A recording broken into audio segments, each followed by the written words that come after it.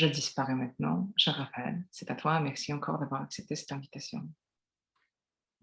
Merci beaucoup Anna pour cette invitation et pour me donner l'occasion de parler d'un sujet sur lequel effectivement je commence simplement à travailler depuis, je dirais, un an et demi. Donc l'occasion d'abord, je viens de la philosophie des sciences, hein, donc je travaille sur la question du réalisme scientifique. Et donc, c'est une question qui me taraude depuis très très longtemps, la question de l'Holocauste, que je n'ai jamais eu le courage de prendre à bras le corps. Et j'ai rencontré, à l'occasion d'un colloque en philosophie des sciences sociales à Cracovie, un philosophe, Paul Roth, qui a écrit un article, un très long article sur le rapport entre l'explication de la Shoah et puis les sciences sociales, et la controverse ou le débat entre l'explication et la compréhension. Et donc, non seulement, à cette occasion-là, j'ai visité Auschwitz, et d'autre part, ce texte m'a montré qu'on pouvait parler de l'Holocauste d'un point de vue épistémologique, et donc en évitant ce qui pour moi était c'était impossible à faire émotionnellement, de me confronter en fait directement aux faits. Voilà, et donc du coup, j'ai entrepris de traduire ce texte, de l'éditer. Donc c'est un texte qui paraîtra, je pense, cette année ou l'année prochaine. Et en même temps, donc, c'est un texte que j'ai mis longtemps à traduire, parce qu'en lisant Paul Roth, j'ai réalisé que je n'étais pas d'accord avec lui. Donc il m'a à la fois ouvert la possibilité de travailler sur ces questions, et en même temps, il m'a mis mal à l'aise, parce que je dois défendre un texte et essayer d'introduire en France un texte qui, je pense, est très important, parce qu'il pose les questions des genocide studies dans des termes qui ne sont pas déjà connus en France. Mais bon, voilà, ce texte est important, il m'a ouvert une porte, mais en même temps, il m'a mis en déséquilibre. Et donc, en quelque sorte, cette présentation, c'est une réponse, un début de réponse, plutôt, pour être plus modeste, au travail que j'ai commencé en travaillant sur ce texte de Paul Roth. Voilà, donc la question que je vais poser, c'est une question qui est classique. L'expérience de Stanley Milgram permet-elle de résoudre le problème des brouhahs ordinaires? Alors, le plan de la présentation comportera 4 parties. Dans une première partie, je vais essayer d'expliquer ce qu'est le problème des brouhahs ordinaires, d'essayer de l'articuler le plus précisément et le plus rigoureusement possible. Dans une seconde partie, je vais examiner quelles sont les solutions possibles à ce problème. Et dans la troisième partie, je vais me demander comment Milgram permet de trancher entre ces différentes solutions possibles. Donc, c'est la partie que j'ai intitulée « Du laboratoire à l'histoire », pour, dans une quatrième partie, inverser la question, pour les raisons que je vais expliquer. Et au lieu de me demander comment Milgram permet de résoudre les controverses historiographiques concernant l'explication du problème des brouhahs ordinaires, je vais me demander comment les controverses historiographiques peuvent faire avancer la compréhension de Milgram. Et je proposerai une conclusion que je voulais, voilà, un peu sceptique sur ce débat, mais bon, je ne vais pas tout dire tout de suite. Alors, le problème des brouhahs ordinaires. Donc, la question de l'explication de la Shoah peut être abordée de deux manières, religieuse ou scientifique. Donc, la question religieuse, ça s'interroge sur la relation entre Dieu et le monde, ou Dieu et le peuple juif, et les perpétrateurs du génocide passent alors à l'arrière-plan. Quand on considère la question scientifique, au contraire, l'assassinat de ces millions de juifs est vu comme le résultat d'une somme d'actions individuelles.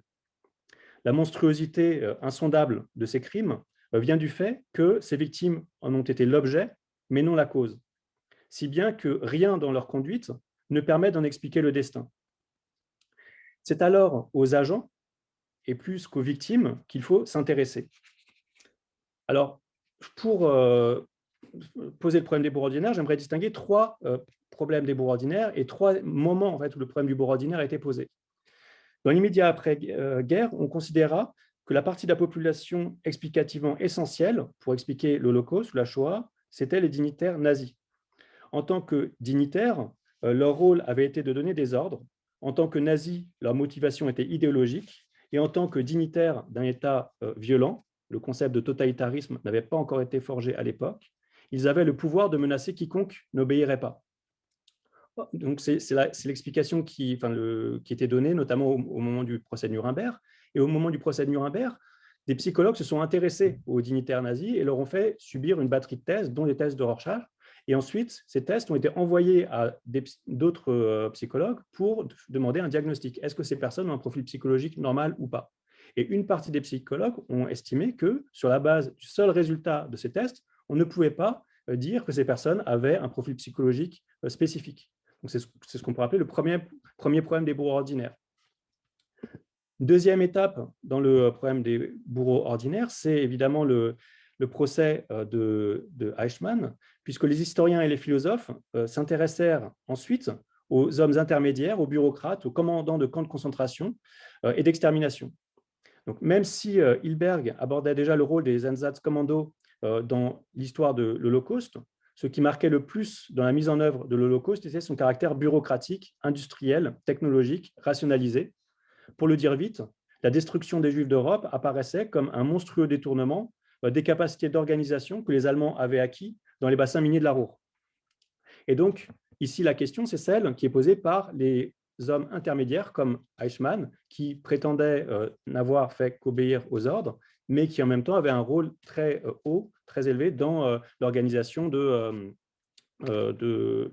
la Shoah. Donc, c'est la question qui est posée évidemment par Arendt.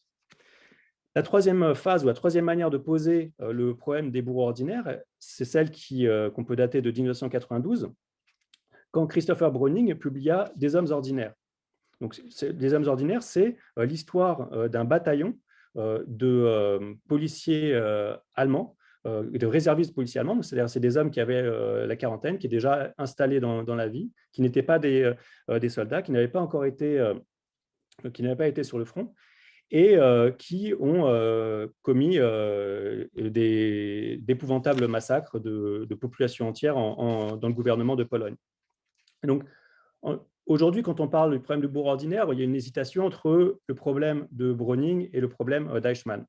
Donc, ici, je vais plus travailler sur le problème de Browning, c'est-à-dire comment expliquer que des gens qui étaient simplement des citoyens lambda ont pu du jour au lendemain devenir des tueurs en série ou des tueurs de masse.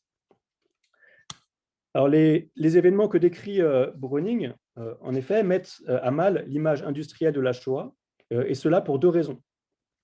D'abord, les assassinats ils sont menés de manière, pour ainsi dire, artisanale. Chaque personne est assassinée individuellement par un agent individuel, directement confronté à la réalité humaine et physique de sa victime. Ensuite, les assassins les assassins sont des hommes ordinaires en un triple sens. D'abord parce qu'ils sont en bas de la hiérarchie, ensuite parce que ce ne sont pas des sadiques, ce sont des personnes dont on sait qu'elles avaient une vie sociale normale, et d'autre part que ce ne sont pas des fanatiques, au sens où ce ne sont pas la proportion de personnes qui étaient encartées au parti nazi était très réduite. Donc c'était des personnes, et souvent d'ailleurs le bataillon venait de Hambourg, et il y avait une proportion importante d'hommes mobilisés qui venaient même des milieux syndicaux ou plutôt de gauche contestataire, de la gauche contestataire.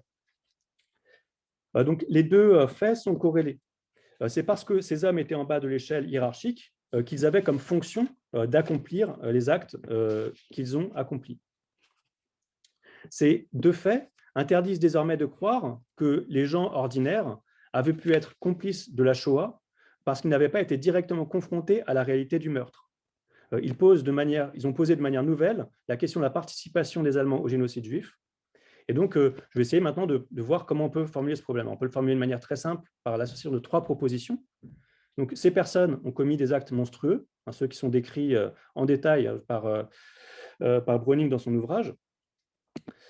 Ces personnes étaient normales. Alors, pourquoi elles étaient normales? Browning l'établit en traçant l'origine sociale de ces individus. C'était des individus, comme j'ai dit, qui n'étaient pas des fanatiques, qui n'étaient pas des sadiques, qui étaient des gens intégrés dans la société. Et troisième proposition qui sert à montrer qu'il y a un problème, c'est qu'aucune personne normale ne pourrait commettre d'actes monstrueux.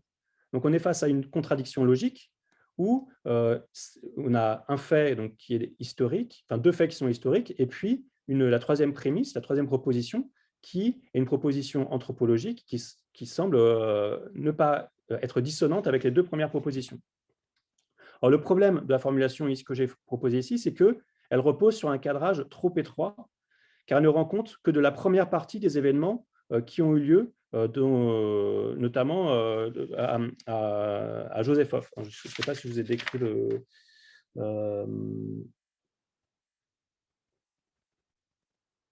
oui. Enfin, qui sont décrits par Browning.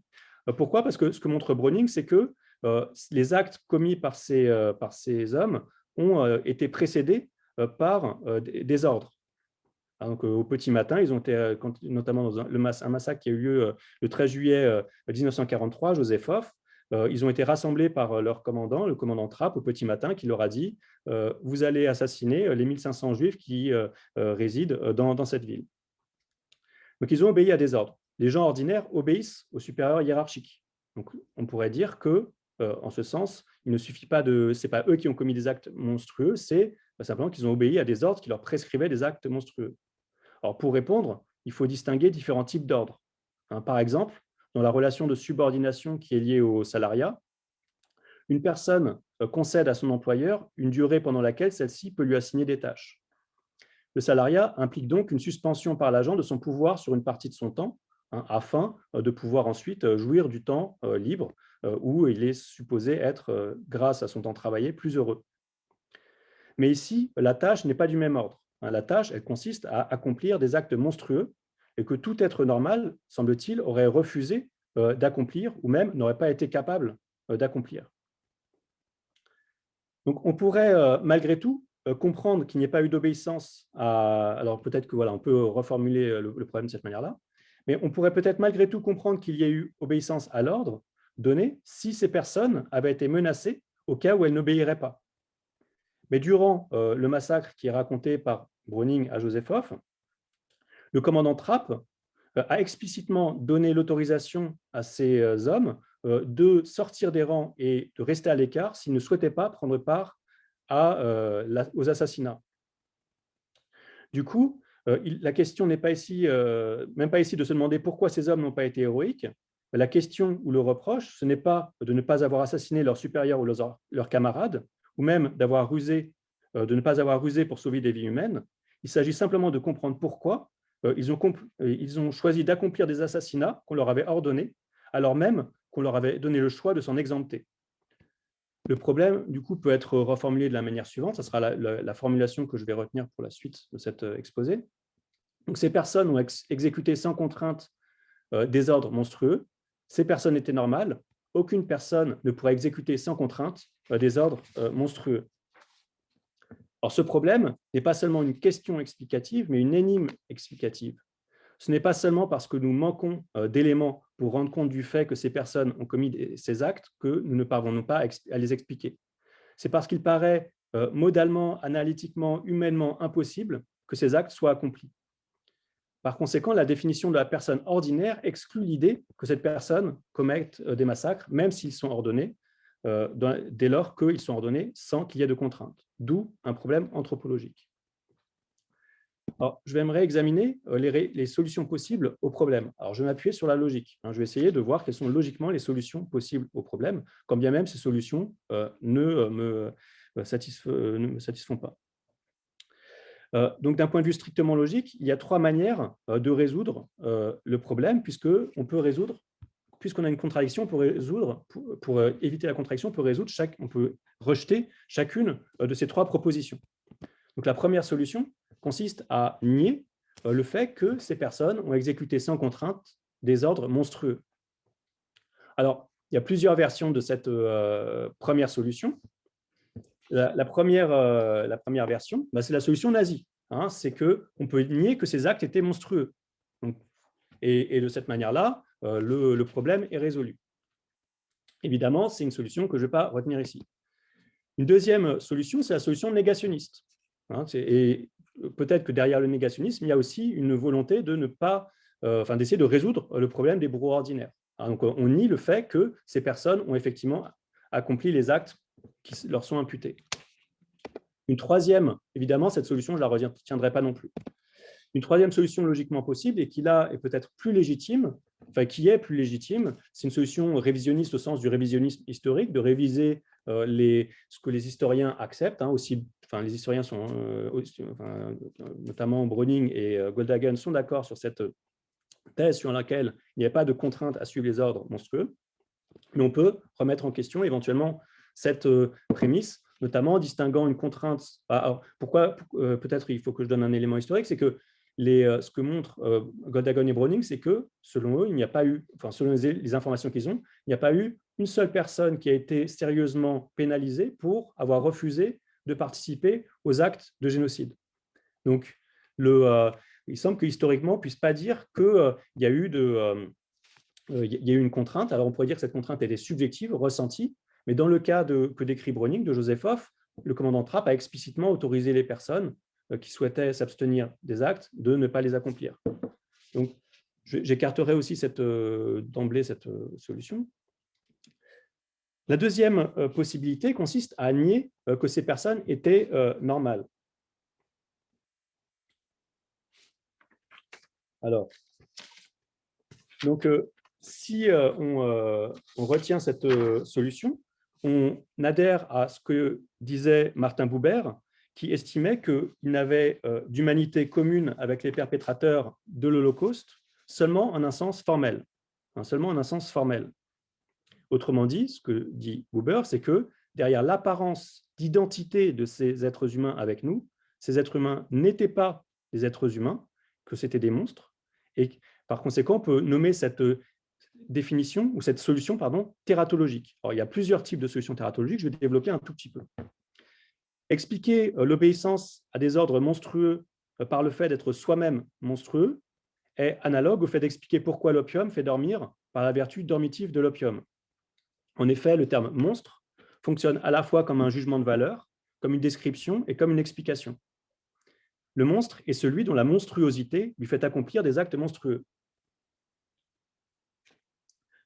Pour éviter ce verbiage, il faut préciser la réponse, ou préciser plutôt la question.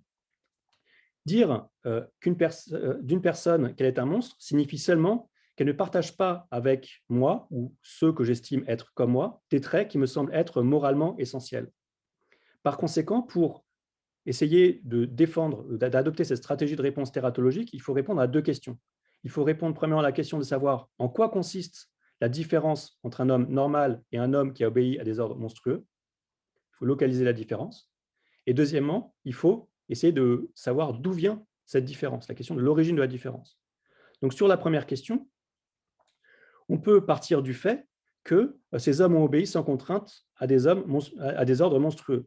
Et quand on constate ce fait, on peut se poser la question de savoir si ils l'ont fait en pensant que ces ordres étaient monstrueux ou bien sans en avoir conscience. Est-ce qu'au moment d'accomplir ces actes, ils se disaient eux-mêmes « je suis en train d'accomplir un acte innommable » ou alors est-ce qu'ils l'ignoraient? Ou est-ce qu'ils ne se rendaient pas compte? Alors, si ils pensaient que ces actes étaient monstrueux, tout en les accomplissant, leur anormalité ou leur monstruosité réside dans une obéissance pathologique, une obéissance à laquelle ils ont consenti malgré le fait qu'elle violait leur propre conscience morale. Il s'agit alors d'une déficience du système de la motivation, de la volonté.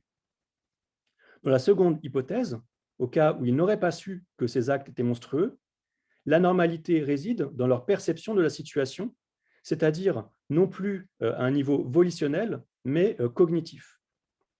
Cette monstruosité cognitive peut prendre deux formes.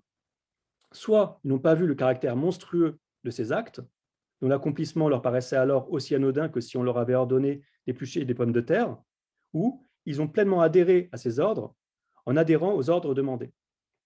La monstruosité est ainsi soit volitionnelle, soit cognitive, et quand elle est cognitive, elle a soit une forme de cécité morale ou bien une forme d'hallucination morale. La différence entre… comment on peut expliquer l'origine de ces… je crois que j'ai pris… Voilà. Comment est-ce qu'on peut expliquer l'origine de ces trois anomalies qui sont en haut du tableau, soit il a la personne a une conscience morale, soit elle n'a pas de conscience morale, soit elle a une conscience immorale. Il y a trois origines possibles, biologique, psychologique, sociologique. Alors, je me suis amusé, chacun joue au jeu qu'il peut, à essayer de donner un nom à chaque possibilité. Alors, je commande juste un tout petit peu quand même sur les trois origines. Donc, Si on pense que l'origine est biologique, on explique la déficience par le corps des personnes qui distinguent d'une autre. C'est une explication ce sont des explications qui ont été défendues. Je n'ai pas mis le nom des personnes, mais qui ont été défendues sérieusement au niveau biologique. Soit on pense que c'est au niveau psychologique que réside la cause de ces déficiences, et donc à ce moment-là, on attribue à l'histoire individuelle de ces individus la responsabilité de leur déficience. Soit on pense que c'est la sociologie ou donc l'environnement social qui explique ces déficiences, et à ce moment-là, on impute à la culture ou à l'organisation du monde dans lequel vivaient ces personnes leurs déficiences. Alors, je vais me concentrer ici sur simplement deux théories. Celle d'Adorno, qui a publié en 1950 avec des collaborateurs un livre qui s'appelle La personnalité autoritaire, où Adorno s'efforce de construire une échelle qui lui permet de tester le degré de personnalité autoritaire, de fascisme lié à une personnalité. Donc, et donc ça permettrait éventuellement d'expliquer par la psychologie alors ça serait la case donc si on devait mettre Adorno, soit on mettrait la personnalité fasciste ou autoritaire, celle qui a besoin d'un chef très fort au niveau des personnes qui ont une conscience morale déficiente, soit on pourrait aussi le mettre au niveau des personnes qui ont une conscience immorale, et peut-être même éventuellement du côté des personnes qui n'ont pas de conscience morale. Donc c'est peut-être que pour clarifier, pour vous donner un arrière-plan sur l'usage de cette théorie aujourd'hui, c'est qu'elle a été remise sur le devant de la scène pour rendre compte du succès de Donald Trump, et en général des dirigeants à tendance fascisante sur la scène publique internationale. Donc, c'est une explication qui est psychologique. Et voilà. Deuxième explication qui, cette fois-ci, impute à la culture la monstruosité, le fait que les personnes qui ont commis ces actes seraient des autres radicaux, c'est celle de Goldhagen, dans un livre très célèbre, Hitler's Willing Executioners, en français, Les bourreaux volontaires d'Hitler, où Goldhagen soutient qu'une explication culturaliste du problème des bourreaux ordinaires, en expliquant que ces personnes, enfin les Allemands de l'époque, en réalité, n'étaient pas c'était des Allemands ordinaires, mais que les Allemands eux-mêmes, tous les Allemands, étaient des êtres qui appartenaient à une culture extraordinaire ou monstrueuse, et que donc, quand Browning dit que c'était des Allemands ordinaires qui étaient sur le terrain à Joseph-Hof, Goldhagen répond que ces Allemands étaient tirés d'un milieu social qui était lui-même monstrueux. Donc, on a deux manières ici de considérer la personne qui commet l'acte monstrueux comme un autre, comme un faux humain, comme un monstre. L'autre possibilité, alors je n'ai pas marqué quand je rature la troisième hypothèse, donc la troisième solution possible, c'est de nier qu'aucune personne normale ne pourra exécuter sans contrainte des ordres monstrueux. Alors, cette stratégie de réponse a été défendue par deux personnes, un sociologue et un historien. Donc, le sociologue Zygmunt Bauman, qui a publié en 1992 ou 1991, pardon, juste avant Browning, Modernity and the Holocaust, qui est traduit en partie en français. Et puis Christopher Browning, dont j'ai déjà parlé, avec son livre Des hommes ordinaires sur le bataillon 101 de l'Ordnungspolizei basé en Pologne. Alors, voilà, et donc la question que j'aimerais poser, c'est celle de savoir si l'expérience de Milgram ou l'expérimentation de Milgram permet de départager ces quatre hypothèses historiographiques. Alors, juste parce que j'imagine que tout le monde pense immédiatement à Hannah Arendt quand on envisage ces questions, je voulais faire une petite pause pour nous relaxer un petit peu et faire un quiz. Où est-ce que vous classeriez Hannah Arendt dans la taxonomie que j'ai donnée? Est-ce qu'elle adhère à une explication alchimique de Eichmann, c'est-à-dire que Eichmann serait un homme ordinaire qui aurait été mis dans une situation qui l'a transformé enfin, l'a amené à commettre des actes monstrueux qu'il désapprouvait, ou alors est-ce qu'il faut adopter une explication tératologique d'Eichmann, au sens où c'est quelqu'un qui aurait été d'une nature différente de la nôtre. Et donc, j'avoue que j'ai du mal à classer la réponse de Arendt, hein, qui aime beaucoup parler sous forme de paradoxe, donc l'expression banalité du mal. Et bon, je ne vais pas rentrer dans un commentaire d'Hannah Arendt, mais donc, ah oui, je vois qu'il y a quelqu'un qui a répondu. Malheureusement, je ne peux pas voir le chat parce que j'ai pas enfin, je peux pas voir mon PowerPoint. C'était moi qui disais que j'achète la version alchimique. La version alchimique, oui, bah, je pense que tu as raison. Hein, j'avoue que je pense que tu as raison. Voilà, donc du coup, maintenant, bah, je posais la question de savoir comment l'expérience de Milgram peut éventuellement aider à départager ces hypothèses historiographiques. Donc, j'utilise ça du laboratoire à l'histoire, puisque l'idée, c'est qu'on part d'événements historiques, que ces événements historiques, pour les expliquer, posent une énigme qui donne lieu à plusieurs hypothèses de réponse que j'ai données non complètement arbitraires et que je changerai probablement à un moment donné, mais plus tard quand je continuerai à travailler sur cette question. Mais voilà, donc ça correspond aux 4 personnes que j'ai mentionnées. Donc l'expérimentation est censée trancher entre ces 4 hypothèses.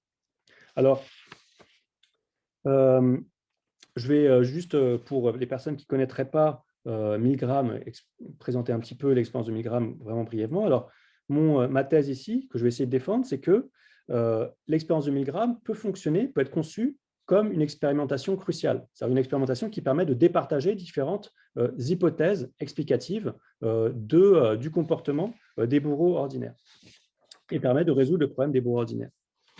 Alors, l'expérimentation de Milgram, dont voici un schéma qui est tiré de l'ouvrage de Milgram, est entrée dans la culture populaire. On la trouve représentée aussi bien dans les Simpsons que chez Bernard Schlink, en passant par les plateaux télévisés et même dans des performances artistiques. Il y a de multiples références à cette expérimentation. Alors, voici en gros comment on peut la représenter ou la présenter, même si c'est compliqué de présenter quelque chose qui est aussi connu, et je pense qu'il y a même des raisons intrinsèques à la difficulté de parler d'expérience de Milgram. Donc, en gros, les choses se présentent ainsi. Donc, en 1960, l'université de Yale diffusa une annonce dans le journal local de New Haven pour recruter des assistants pour, je cite, « nous aider à accomplir une étude scientifique de la mémoire et de l'apprentissage ». Les volontaires étaient convoqués par paires et attendaient ensemble dans un couloir situé au sous-sol du département de psychologie. Après les avoir fait patienter un petit peu, l'expérimentateur leur expliquait de quoi il en retournait. Il s'agissait de tester le rapport entre douleur et mémorisation afin d'améliorer les résultats scolaires des enfants. L'un des volontaires devait jouer le rôle de l'élève et le second, celui de l'enseignant, chacun étant placé dans une pièce séparée de l'autre. Après un tirage au sort, les rôles étaient répartis et l'explication de la tâche à accomplir continuait. Alors, le dispositif expérimental qui est représenté là s'inscrivait dans une tradition de psychologie behavioriste et notamment du conditionnement opérant de Skinner. Donc, l'objectif de l'expérimentation consistait à faire mémoriser à l'élève, la personne qui jouait le rôle de l'élève, une suite de couples de mots, une liste, où étaient associés un nom et un adjectif. Donc, ciel bleu, chien méchant, surface lisse, etc. Donc, il y avait une liste à mémoriser.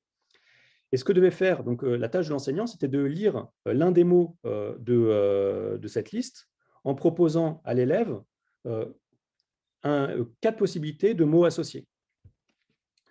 Ce qui permettait ensuite à l'élève de répondre en appuyant sur un bouton. Il y avait 4 boutons possibles, et donc à chaque fois, c'est des questions à choix multiples. Soit il disait ciel bleu, rouge, vert. Donc l'enseignant disait ciel bleu, rouge, vert, jaune, et ensuite la tâche de l'élève, c'était d'appuyer sur bleu pour indiquer qu'il avait mémorisé cette association. Après chaque erreur, ou à chaque erreur, l'enseignant devait d'abord indiquer à l'élève la réponse correcte, donc il lui enseignait quelque chose, puis lui infliger un choc électrique de manière à l'aider à mémoriser la réponse qu'il venait de donner. Alors, le protocole expérimental impliquait d'augmenter l'intensité du choc de 15 volts après chaque erreur au moyen d'une machine spécialement conçue à cet effet, que vous voyez ici. Donc, vous avez une suite continue d'interrupteurs avec en dessous l'indication de l'intensité des chocs et à la fin, à 450 volts, XXX, dangereux, etc. Voilà. Donc, le protocole expérimental impliquait d'augmenter l'intensité de choc de 15 volts après chaque erreur grâce à cette machine. Une échelle d'intensité, que vous voyez ici, est accompagnée d'indications qualitatives sur les effets ressentis des chocs. Ensuite, l'élève indiquait qu'il avait des problèmes cardiaques et s'inquiétait de la potentielle dangerosité des chocs après que le scientifique l'ait rassuré, l'expérimentation pouvait commencer. Sauf que rien de tout ça n'était vrai. L'expérimentateur et l'élève étaient tous deux des comédiens. Le tirage au sort était truqué pour que soit toujours attribué le rôle de l'élève au comédien. La machine à administrer des chocs n'avait en réalité aucun effet. C'était une machine impressionnante, mais inutile. Les réactions de l'élève étaient simulées selon un protocole établi à l'avance et étaient enregistrées. De la même manière, chacune des phrases prononcées par l'expérimentateur avait été écrite à l'avance dans un script. Donc, il agissait de manière complètement mécanique. L'expérimentation ne portait pas du tout sur les modalités de la mémorisation, mais sur la disposition de celui qui se prenait pour le professeur, mais qui en réalité était le cobaye, à obéir. Celui qui croyait assister l'expérimentateur dans l'expérimentation était en réalité le véritable cobaye. La question était de savoir jusqu'où ce cobaye irait dans l'administration des chocs si l'expérimentateur le lui demandait. Alors, si vous avez la chance de ne pas connaître les résultats de l'expérimentation, essayez de prendre un moment pour essayer de deviner combien de pourcents de cobayes ont été virtuellement jusqu'à assassiner l'élève, c'est-à-dire jusqu'à 450 volts, puisque c'est une dose une quantité d'électricité qui est mortelle. Si vous connaissez déjà les résultats de l'expérimentation, essayez d'imaginer que vous ne les connaissiez pas et essayez de vous rappeler quelle aurait été votre anticipation. Autre question, si vous aviez été vous-même un cobaye de 1000 grammes, qu'auriez-vous fait? Est-ce que vous auriez assassiné un inconnu simplement parce qu'un scientifique vous l'aurait demandé, alors même qu'il ne vous aurait pas menacé, qu'il ne vous aurait pas promis de l'argent, puisque même si la personne était payée, elle avait été payée en amont de l'expérience et il était bien précisé qu'elle pouvait garder son argent quoi qu'il arrive. Milgram a posé ces deux questions à des psychiatres, à des étudiants et à des personnes ordinaires. Et voici les résultats qu'il a obtenus au niveau des prédictions. Donc, le maximum qui est prédit, alors là, c'est les résultats qui sont celles données par les personnes appartenant aux classes moyennes. C'est 270 volts. 3 personnes qui ont prédit ce niveau maximal, mais la majeure partie des personnes pensent que les cobayes s'arrêteraient à 135 volts. Voici les résultats. Donc, on voit une différence criante entre les deux résultats. Donc, 65% des personnes vont jusqu'à administrer un choc mortel. Donc, c'est un résultat qui laisse incrédule, mais qui pourtant est robuste. C'est-à-dire que l'expérimentation de Milgram a été répliquée de nombreuses fois et dans de nombreux pays en donnant le même résultat. Alors, les choses sont encore plus compliquées que ça, puisque en réalité, il n'y a pas une expérimentation de Milgram, mais plusieurs. Il y a des expérimentations de Milgram. L'ouvrage que publie Milgram, donc son article est publié en 1963.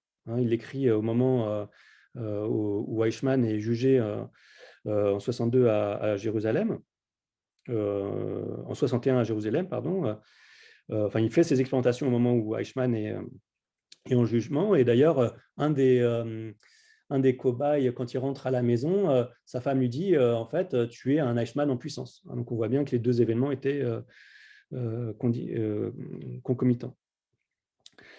Voilà, donc, l'ouvrage de Milgram, qui lui est publié en 1974, présente 18 expérimentations qui est répartie en plusieurs catégories avec plusieurs variations expérimentales. Donc, parmi les catégories, il y a des variations sur la proximité entre le cobaye le professeur, je préfère l'enseignant et l'élève, sur des variations même de places, où les places sont interverties, des variations sur le nombre de personnes qui sont présentes à la position du professeur, de l'enseignant, des variations aussi sur le type de personnes. Milgram a fait l'expérience avec des femmes, il a aussi déplacé l'expérience ailleurs qu'à Yale pour éviter que le cadre agisse pour voir ce qui se passait si l'expérimentateur a toujours autant d'autorité, si les locaux n'étaient pas aussi impressionnants, etc. etc. Voilà, donc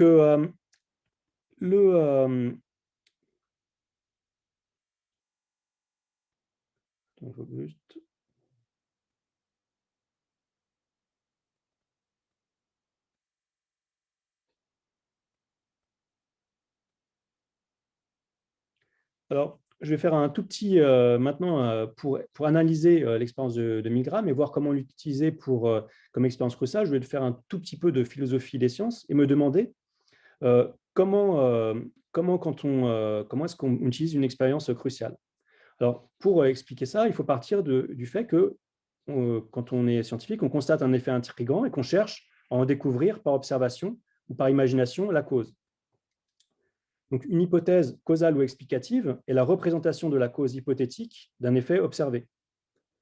Comment savoir si l'hypothèse causale est juste? En l'occurrence, chez Milgram, l'hypothèse causale, c'est que c'est l'ordre qui est la cause de l'obéissance.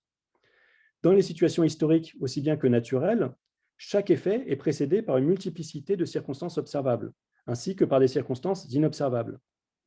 Il ne suffit donc pas de constater quelles sont les circonstances d'un événement pour en connaître la cause. Si vous tombez malade, ce que je ne vous souhaite évidemment pas, il peut y avoir beaucoup de circonstances qui ont précédé la maladie, et donc vous ne savez pas forcément quel est l'événement qui est la cause de l'événement que vous connaissez, l'effet, la maladie. Pour vérifier une hypothèse causale, il est nécessaire de se reporter à d'autres situations que celles qu'on cherche à expliquer, notamment par la méthode expérimentale. La méthode expérimentale consiste à produire une situation où la cause supposée de l'effet à expliquer est présente, puis à observer si l'effet se produit bien. Par exemple, quand Torricelli a voulu démontrer que la cause de la suspension de l'eau dans un récipient plein de liquide et renversé dans un liquide était le poids de l'atmosphère, il a calculé le poids de la colonne d'air nécessaire pour produire cet effet, car il connaissait la hauteur maximale de liquide que pouvait suspendre l'atmosphère, et prédit la hauteur maximale que pourrait atteindre une colonne de mercure renfermée dans un récipient renfermé, renversé et dont l'extrémité serait immergée dans du mercure. Alors maintenant, il y a deux résultats possibles de l'expérimentation. Soit l'effet annoncé ne se produit pas, et à ce moment-là, l'hypothèse causale est réfutée. En revanche, si l'effet se produit, on ne peut pas dire que l'hypothèse causale soit vérifiée. En effet, de même que plusieurs causes alternatives peuvent avoir un même effet, par exemple, un exemple que donne Pascal, c'est qu'une pierre peut être chaude soit parce qu'elle était au soleil, soit parce qu'elle vient d'être retirée du feu. Plusieurs hypothèses causales rivales peuvent expliquer les mêmes faits. Dans le cas de l'expérience de Torricelli, par exemple, les aristotéliciens expliquaient son résultat par une certaine force de l'horreur du vide. Il était donc nécessaire non seulement de mettre en place une expérience qui montrait que la pesanteur de l'air pouvait être la cause de la suspension du liquide, mais il fallait mettre en place une expérience cruciale. Alors, qu'est-ce que c'est une expérience cruciale? C'est une expérience qui vise à départager deux hypothèses en produisant des circonstances telles que l'une et l'autre de ces hypothèses génèrent une prédiction, mais que ces prédictions sont différentes. Donc, c'est compliqué d'inventer des hypothèses cruciales, des expériences cruciales, puisqu'il faut à la fois que toutes les hypothèses disent quelque chose de cette expérience, mais qu'en même temps, leurs prédictions divergent.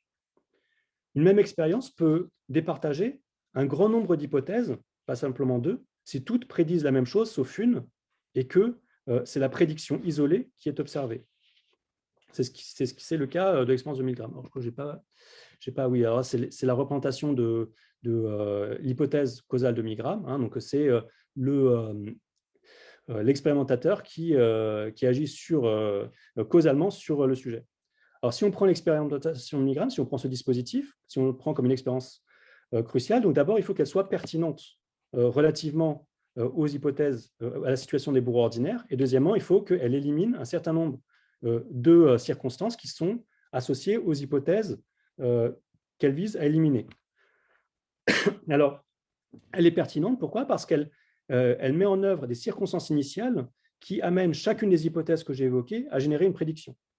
Premièrement, les personnes qui sont recrutées ont le même profil social et psychologique que les soldats du bataillon 101. C'est-à-dire que ce sont des habitants de New Haven ordinaires. Milgram refusait les étudiants, les universitaires. Il essayait d'avoir des profils sociologiques un éventail sociologique le plus large possible. D'autre part, deuxième aspect qui est analogue avec le problème des bourreaux ordinaires, c'est que ces personnes reçoivent les ordres d'un supérieur. Troisième aspect, c'est que ces personnes, alors non, pardon, ce n'est pas un troisième aspect, c'est plutôt une dimension négative, donc je vais le dire dans la suite. Donc maintenant, quels sont les traits de la situation de Joseph qui sont supprimés, ou des situations des agents de l'Holocauste qui sont supprimés dans l'expérience de Milgram? Alors, il supprime la menace. On a vu que ce n'était pas non plus présent, en tout cas de manière objective, dans la situation que décrit Browning. Il supprime l'intérêt. Ce qui est important aussi, c'est qu'il supprime l'antipathie. Et donc, la personne qui joue le rôle de la victime est une personne qui est censée être sympathique. Il supprime la haine raciste, puisque l'expérience a lieu dans les années 60 aux États-Unis, donc il aurait pu avoir un préjudice racial, un préjugé racial si les personnes qui étaient enseignants et élèves n'étaient pas l'une et l'autre blanches. Donc, de cette manière-là, Milgram supprime l'hypothèse du racisme. Et enfin, il supprime la bureaucratie, puisque ici, on a affaire à une relation directe entre l'autorité et le sujet. Par conséquent, toutes les hypothèses alternatives qui s'appuient sur les éléments qui sont supprimés, toutes les hypothèses causales alternatives doivent prédire que le sujet ne va pas obéir. Or, comme on l'a vu, ces sujets obéissent. Par conséquent, il semble que l'existence d'un pouvoir causal de l'ordre de l'autorité soit validée, que l'on puisse parler d'une force psychologique exercée par l'ordre sur l'esprit du sujet. Donc, on tient apparemment la solution au problème des bourreaux ordinaires, puisque cette expérience montrerait que la proposition 3 est fausse. Donc, en réalité, les personnes ordinaires sont capables d'assassiner froidement un autre être humain sans contrainte, sans intérêt, sans préjugés racistes. Et donc, si nous la croyons vraie, c'est simplement que nous avons tendance à nous faire des illusions sur nous-mêmes et sur les autres. Alors, ici, on peut faire une objection. On pourrait objecter que l'identité des effets n'implique pas celle des causes, que l'identité des actions n'implique pas celle des motifs. Alors, je prends un exemple un peu léger. Je peux danser parce que je trouve que la musique est bonne, ou je peux danser parce que je me suis tapé le pied contre une enclume. Ainsi, qu'il soit vrai que la docilité suffise à expliquer l'obéissance dans la situation de Milgram, n'implique pas qu'il soit faux que l'antisémitisme éliminativiste que postule Goldhagen ou que la bureaucratie que postule Bauman ne soit pas également suffisant pour expliquer dans la situation de Joseph ou dans les situations de mise en œuvre de l'Holocauste les actes des bourreaux ordinaires. Donc il faut se poser la question de savoir si l'expérience de Stanley Milgram peut être appliquée au massacre de Joseph. Alors la question est de savoir, question de savoir comment. C'est une photographie qui est tirée du livre de Browning et vous voyez les bourreaux ordinaires. L'expérience de Stanley Milgram peut-elle être appliquée au massacre de Joseph? La question est de savoir comment l'expérience de Milgram peut bien remplir cette fonction. Alors, dans sa version originale, l'expérimentation décrit des Américains du New Jersey en 1961 et on peut se demander comment ce qui se passe dans une des pièces du département de psychologie de l'université de Yale peut avoir une pertinence pour rendre compte du comportement de 500 Allemands qui ont commis des actes monstrueux dans une forêt en Pologne en 1943. Comment l'expérience de Milgram peut-elle être historiographiquement pertinente? Alors, c'est une question que se pose explicitement Christopher Browning dans le dernier chapitre de son ouvrage, celui qui est consacré à la question « Pourquoi ?» Après avoir décrit les faits, il essaye de les expliquer. Et il se demande si le massacre de Józefów était une sorte d'expérience radicale. Je cite, est-ce que le massacre de Józefów était une expérience radicale de Milgram qui a pris place dans une forêt polonaise avec des tueurs réels et des victimes plutôt que dans un laboratoire de psychologie sociale avec des sujets naïfs et des acteurs soi-disant victimes. Est-ce que les actions du bataillon de réserve du bataillon 101 sont expliquées par les observations de Milgram et ses conclusions? Alors, à première vue, les résultats de Milgram sont incapables d'expliquer la conduite des policiers du bataillon 101 à Józefów. En effet, pour que Józefów puisse être considéré, pour reprendre les termes de Charles Browning, comme une expérimentation de Milgram radicale, deux conditions doivent être satisfaites. Il faut que les circonstances de l'ordre donné par Trapp soient suffisamment analogues aux circonstances de l'ordre donné par l'expérimentateur de Milgram, premièrement. Et deuxièmement, il faut que les conduites qui ont suivi l'ordre de Trapp soient suffisamment analogues aux conduites qui ont suivi l'ordre donné par l'expérimentateur de Milgram. Or, ni l'une ni l'autre de ces deux conditions ne semble être satisfaite. D'abord, le premier point, la circonstance qui oppose l'événement historique et l'expérimentation est le fait que l'expérimentation de Milgram paraît modéliser le comportement d'assassins plutôt bureaucratiques. C'est d'abord avec cette intention qu'elle a été conçue, semble-t-il, puisque, comme je l'ai déjà dit, en 1961, c'était l'organisation industrielle de l'Holocauste qui retenait l'attention du public.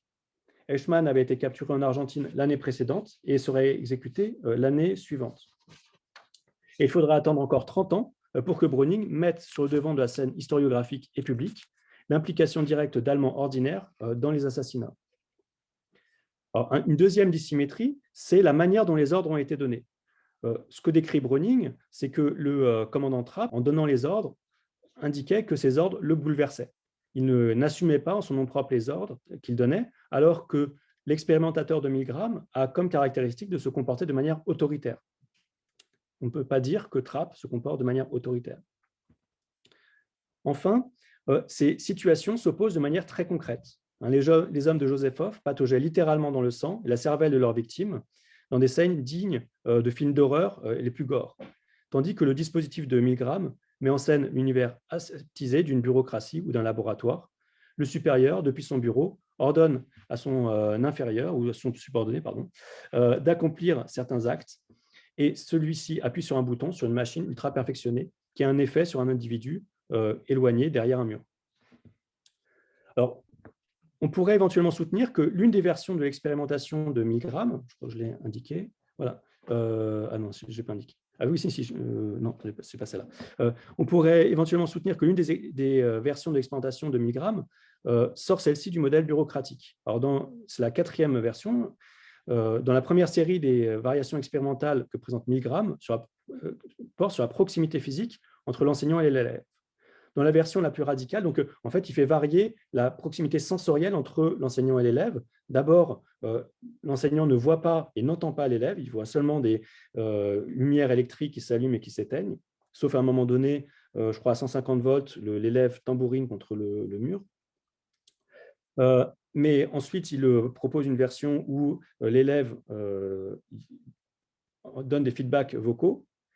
Une troisième version où l'élève est à côté de l'enseignant, donc il y a cette fois-ci un rapport visuel entre les deux. Et dans la quatrième version la plus radicale, l'enseignant doit attacher la main à la plaque de l'élève parce que l'élève, à un moment donné, retire ou rattacher la main de l'élève à la plaque parce qu'à 150 volts, je crois, ou je ne me souviens plus exactement à combien, le script de Milgram prévoit que l'élève retire sa main du dispositif qui lui inflige des chocs électriques et l'expérimentateur demande à l'enseignant de coller, de rattacher l'élève.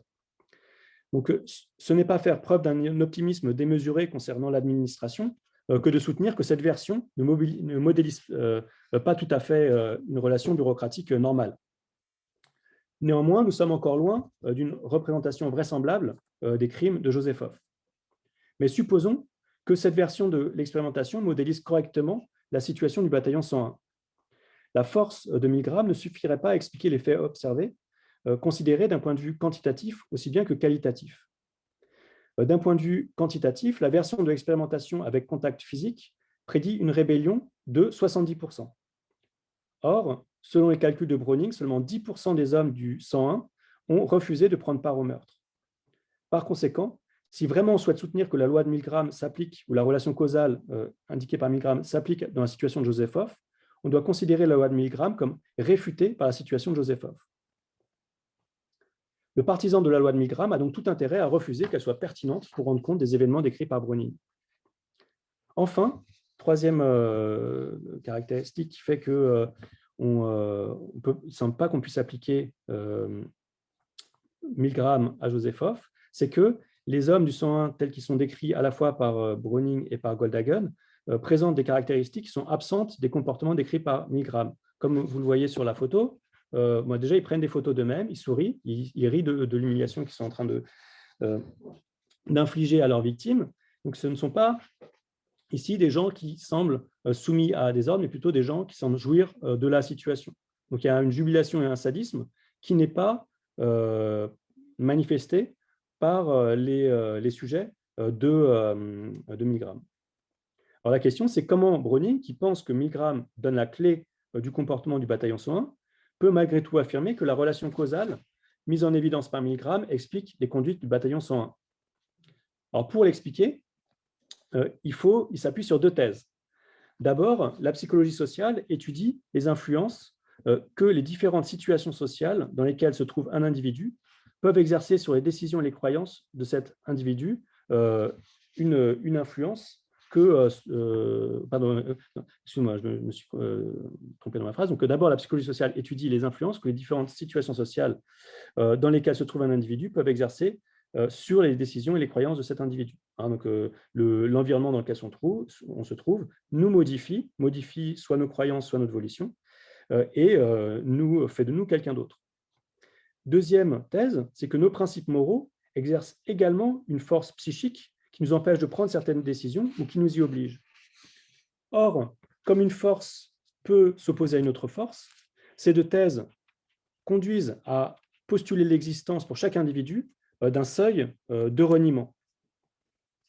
Si cela est vrai, il suffit pour appliquer 1000 grammes au bataillon 101 de montrer que d'autres influences que celles de la seule autorité s'ajoutaient à celle-ci pour influencer les décisions de ses membres. Et pour cela, Browning s'appuie sur la possibilité, indiquée par 1000 grammes dans les versions 17 et 18 de son expérimentation, de combiner les effets de la soumission au groupe et de l'obéissance à l'autorité. Donc, c'est là ce que je vous ai indiqué, c'est le schéma qui associe cette version de l'expérimentation, qui accompagne cette version de l'expérimentation. Et vous voyez qu'on n'a plus un sujet isolé, on a un sujet qui est associé à des pairs qui vont exercer une pression sur lui. Dans le cas du bataillon 101, on a non seulement affaire à un ordre monstrueux, mais à un groupe d'individus obéissant à un ordre monstrueux. Donc, on peut associer les deux effets. Chacun peut observer que ses camarades obtempèrent.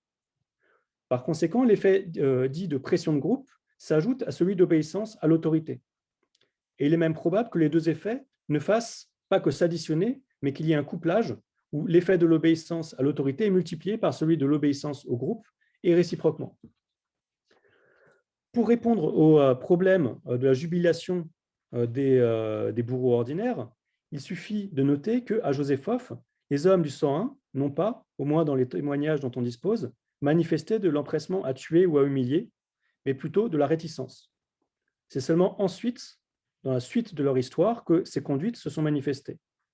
Or, on ne peut plus dire que ces personnes étaient encore des hommes ordinaires après avoir commis leur premier massacre, après qu'ils aient tué chacun une dizaine de juifs à bout portant. Il est donc nécessaire de considérer les agissements des policiers 101 de leur séquentialité temporelle et distinguer deux problèmes. Le problème de la première fois, comment expliquer le passage à l'acte initial, et deuxièmement, le problème de la transformation de personnes normales en monstres, comme dit le psychologue social Zimbardo, qu'est-ce qui vous empêche de devenir quelqu'un d'autre ou quelqu'un d'autre de devenir vous? Donc, ce sont deux questions différentes. La première question, c'est celle que permet de résoudre Milgram. La deuxième question, il faut recourir à d'autres expériences en psychologie sociale pour la résoudre. Notamment, on peut utiliser ce que fait Browning, l'expérience célèbre de Stanford de Zimbardo. Alors, ces deux analyses peuvent être illustrées par la conduite d'un soldat américain au Vietnam que cite Browning. Survolant en hélicoptère un groupe de civils, on lui intima l'ordre de leur tirer dessus, ordre auquel il n'obéit pas. L'hélicoptère fit un tour, on lui donna à deux rechefs l'ordre de tirer, il ne le fit toujours pas. L'officier responsable de l'opération le menaça dès lors de la cour martiale, et la fois suivante, il tira. Il vomit, il se sentit profondément malheureux. L'ancien combattant raconta que, assez rapidement, tirer sur des civils devint un exercice de stand de tir. Il commença à y prendre du plaisir. Donc, dans cette autre situation, les premiers meurtres illustrent la notion de seuil de reniement.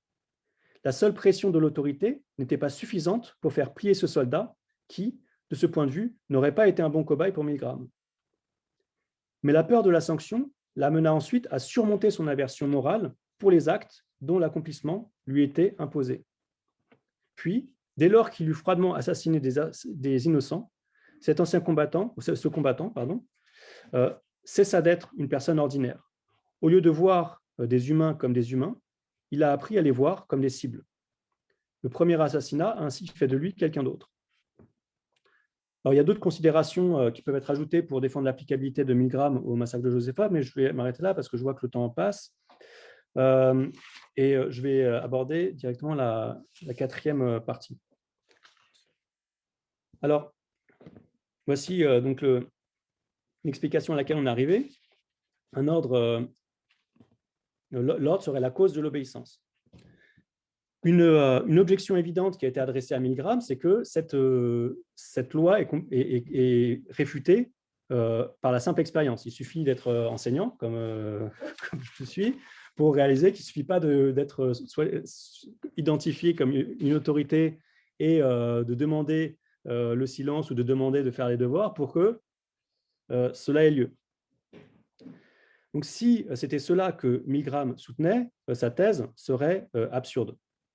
Mais en réalité, la manière dont Milgram conçoit son expérience n'est pas simplement une expérience qui montre le fait qu'on obéit à une autorité, mais qu'on obéit à une autorité dans une certaine situation, quand cette situation produit un état qu'il appelle état agentif.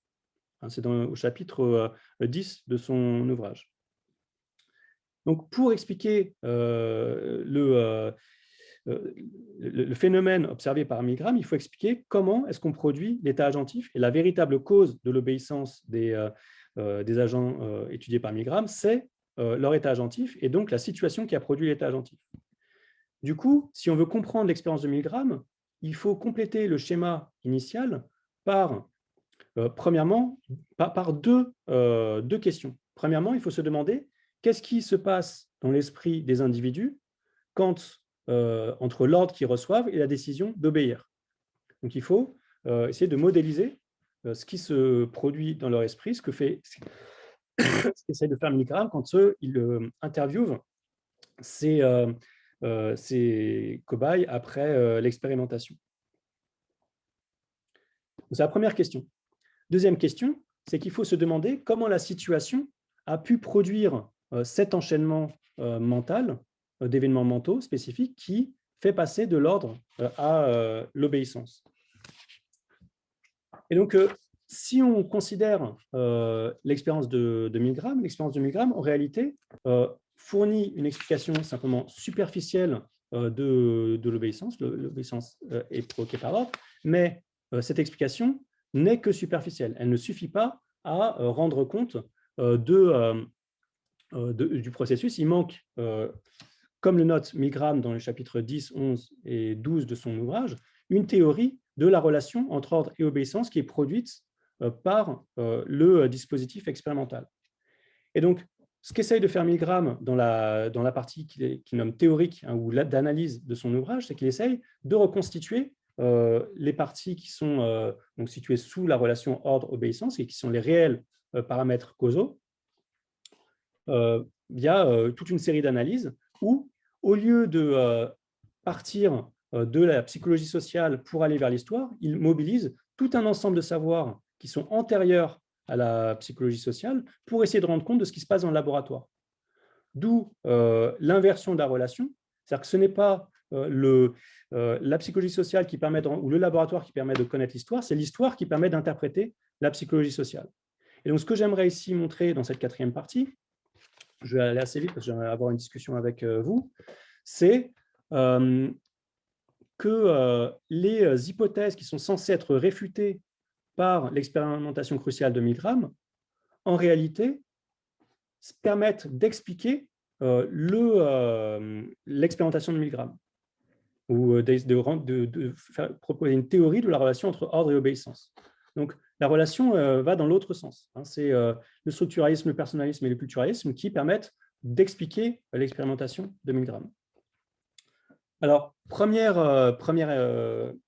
explication, usage d'une théorie historiographique pour expliquer ce qui se passe dans l'expérience de Milgram, c'est celle d'Adorno, qui utilise dont on peut appliquer la notion de personnalité, de différence de personnalité, pour rendre compte de ce qui se passe dans l'expérience de Milgram.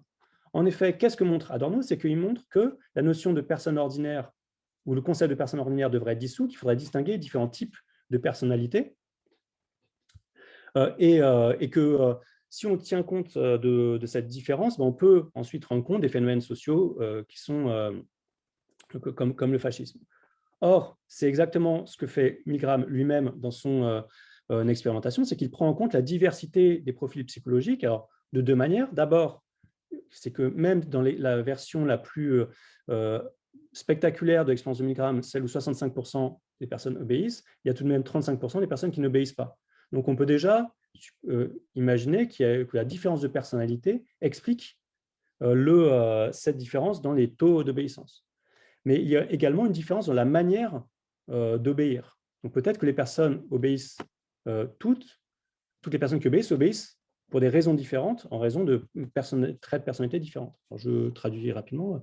Donc, après que les chocs maximum aient été délivrés, infligés, et que l'expérimentateur demanda qu'on arrête l'expérimentation, plusieurs sujets montrèrent des signes de soulagement.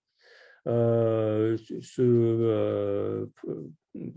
ne sais pas comment traduire, Mop Jabruz, nettoyèrent les lunettes, rub their fingers over their eyes, se frottèrent les yeux, ou cherchèrent nerveusement une cigarette. D'autres secouèrent leur tête, apparemment en regret. Certains sujets qui étaient restés calmes durant toute l'expérimentation et montrèrent seulement des signes minimums de tension du début jusqu'à la fin. Donc, on voit déjà ici que cette explication distinguée des personnalités permet de rendre compte de traits de l'expérience de Milgram. Alors, si on se demande maintenant dans quelle mesure est-ce que la théorie de la bureaucratie de Zygmunt Bauman permet de rendre compte de l'expérience de Milgram, Zygmunt Bauman permet de rendre compte de l'expérience de Milgram par le fait qu'il met en évidence le caractère distanciant de la bureaucratie, c'est-à-dire que selon lui, la bureaucratie a facilité l'accomplissement de l'Holocauste dans la mesure où le bureaucrate est éloigné des effets qu'il produit, si bien que ces effets sont psychologiquement plus faciles à accomplir. Donc, or, il se trouve que dans les 4 premières versions que j'ai déjà racontées de l'expérimentation de Milgram constate une loi je n'ai pas marqué le schéma, mais on voit, évidemment, il essaie de la présenter de manière la plus favorable pour lui, mais on voit que le taux d'obéissance décroît au fur et à mesure que la proximité entre l'élève et l'enseignant s'accroît. Donc, ça semble quelque chose un phénomène qui peut être expliqué par la notion de bureaucratie. D'autre part, Milgram analyse le fonctionnement même phénoménologique de notre rapport à l'autorité dans une organisation. Selon lui, quand on considère une autorité par exemple, qui parle dans une réunion, on a une focalisation sur l'autorité qui brouille la perception des autres. Et que la parole, quand dans une réunion de personnes qui a de l'autorité, qui représente une autorité parle, on n'a pas le même traitement mental de cette personne que quand c'est une autre personne qui parle. Donc, il remarque une sorte d'effet tunnel de l'autorité et qui permettrait d'expliquer aussi ce qui se passe dans l'expérimentation, dans le dispositif expérimental, puisque même quand le sujet est juste à côté même quand l'élève est juste à côté de l'enseignant, il peut y avoir encore une distance entre l'enseignant et l'élève, qui est une distance cognitive du fait que l'enseignant est en quelque sorte branché à la parole de l'expérimentateur, ce qui l'amène à maintenir dans l'arrière-plan les plaintes ou la situation de la personne qu'il est en train de martyriser. Voilà, donc ça, je ne vais pas le lire, mais c'est la dernière expérimentation de Milgram, la conclusion de la dernière expérimentation de Milgram, où Milgram, en fait, sans le dire, décrit la situation d'Eichmann.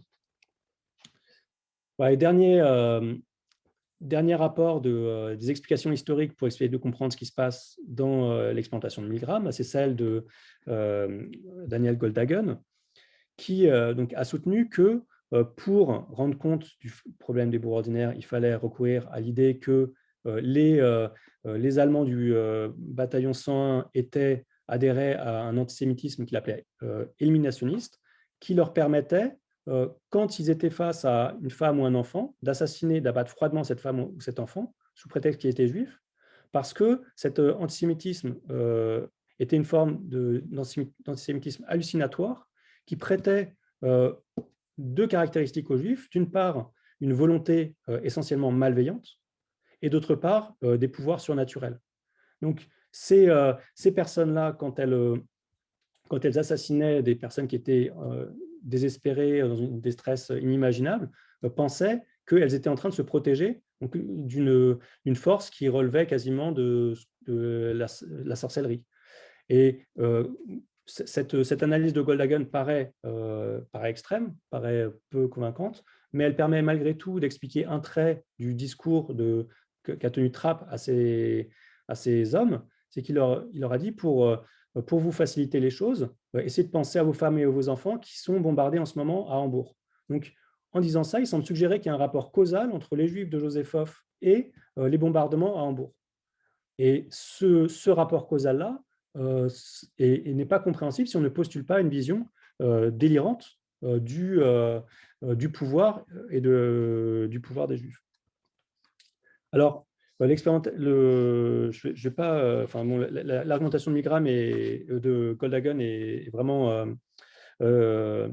très, très intéressante, mais je ne vais pas avoir le temps de rentrer dedans. Mais donc, comment est-ce qu'on peut appliquer ça l'analyse de Goldhagen pour expliquer les résultats de l'expérience de Milgram? Tout simplement parce que même si l'idéologie n'est pas la même, donc il n'y a pas d'idéologie raciste qui est mobilisée, on peut aussi voir l'expérience de Milgram comme sélectionnant des hommes ordinaires dans une culture extraordinaire qui était celle des Américains dans les années 60, et une culture qui avait comme caractéristique de donner un grand poids à la science, qui avait permis aux Américains, grâce ou à cause, ou grâce de la bombe atomique, de remporter la victoire sur les Japonais.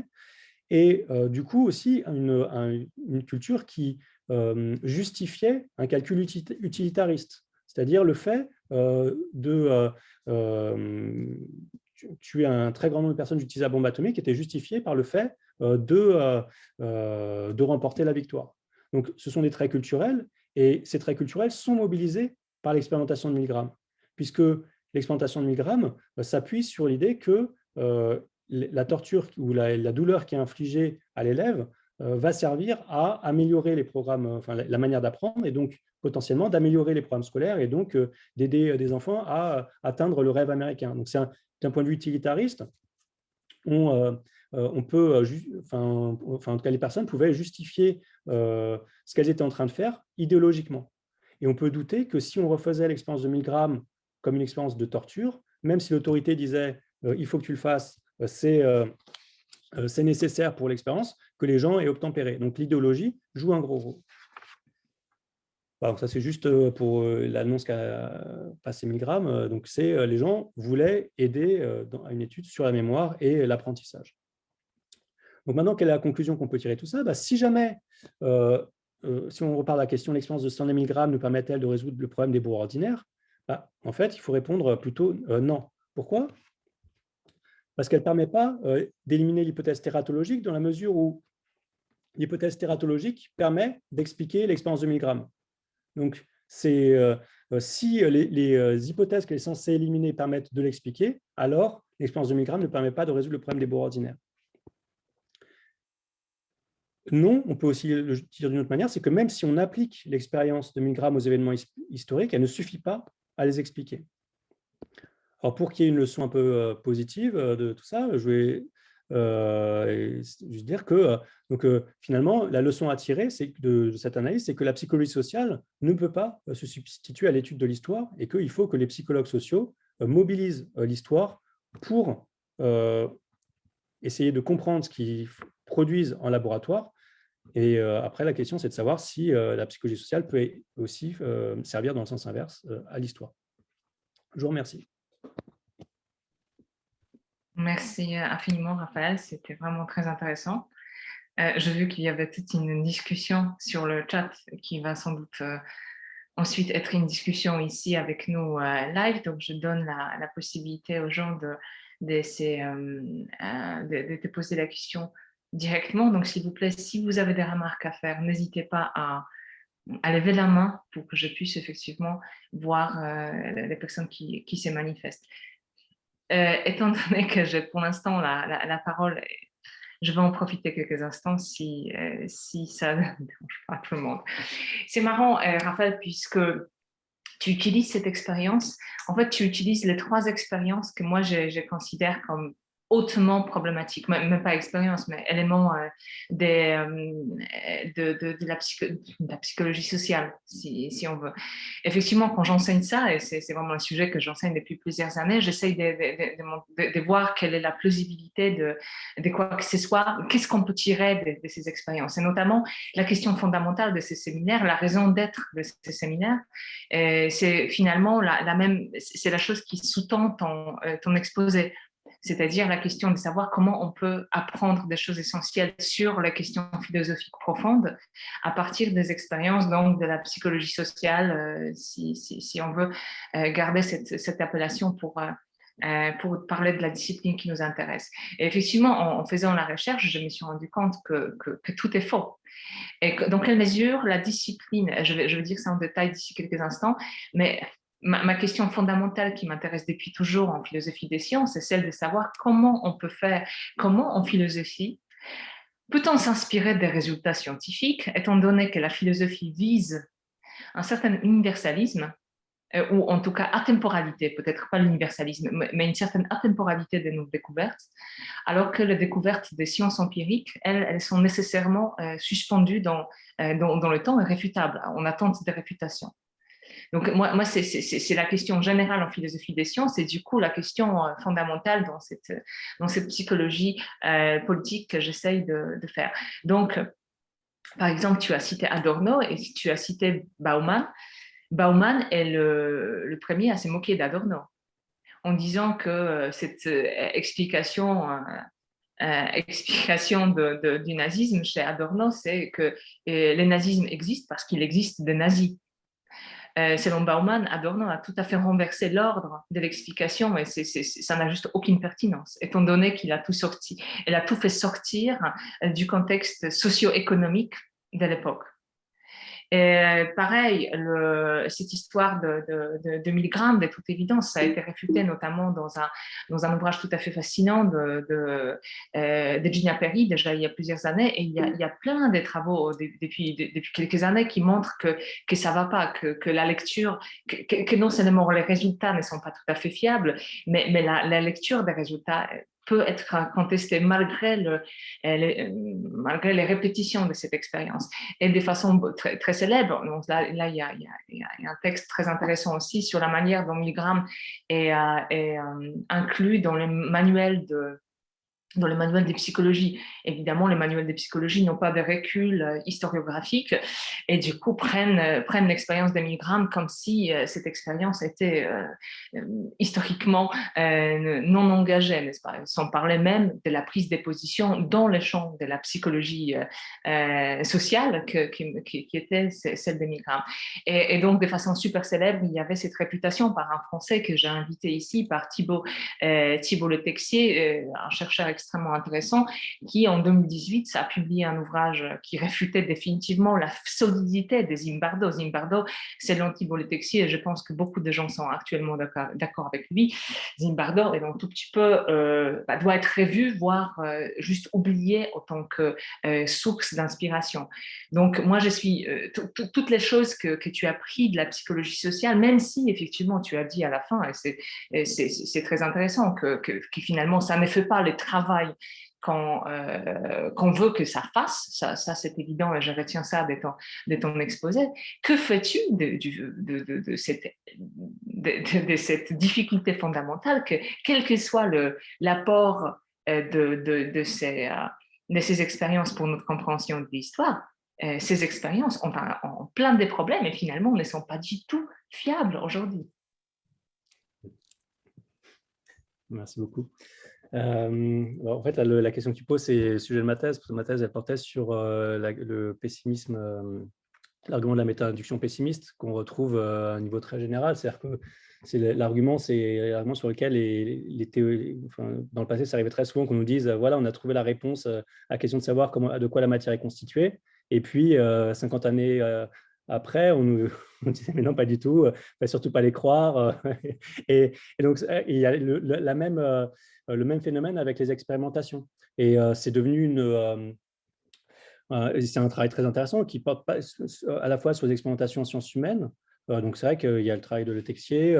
Voilà, et puis, dans le cas de Milgram, depuis les années 2000, et le bouquin de Blas, donc les archives de Milgram ont été ouvertes. Donc, il y a aussi toute une industrie, là, des gens qui vont à New Haven consulter les archives de Milgram parce qu'il a tout enregistré. Et donc, ça permet d'essayer de déboulonner les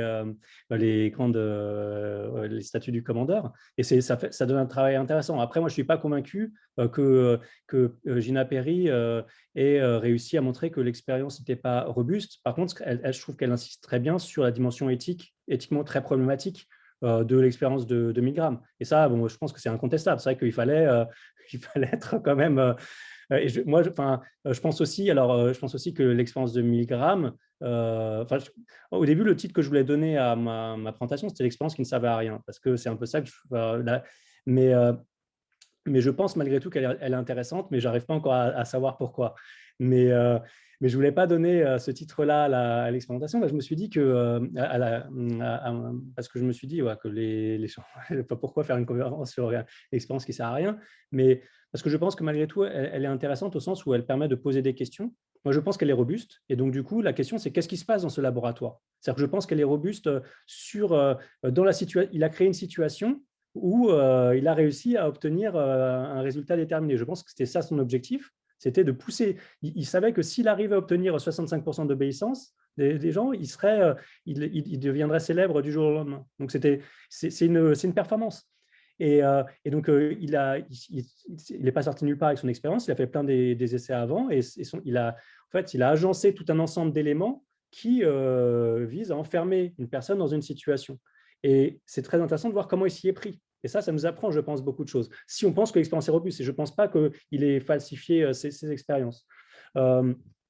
Voilà, mais après peut-être que tout ça, c'est juste juste une blague et que à ce moment, c'est même pas la peine d'en parler. Mais honnêtement, ça, je ne pense pas. Elle a encore été répliquée, un grand nombre de fois. Voilà. Et puis, d'autre part, alors, après, c'est vrai que on considère que l'explication que donne Milgram de sa propre expérience n'est pas satisfaisante, hein, que la théorie de l'état agentique n'est pas satisfaisante, etc.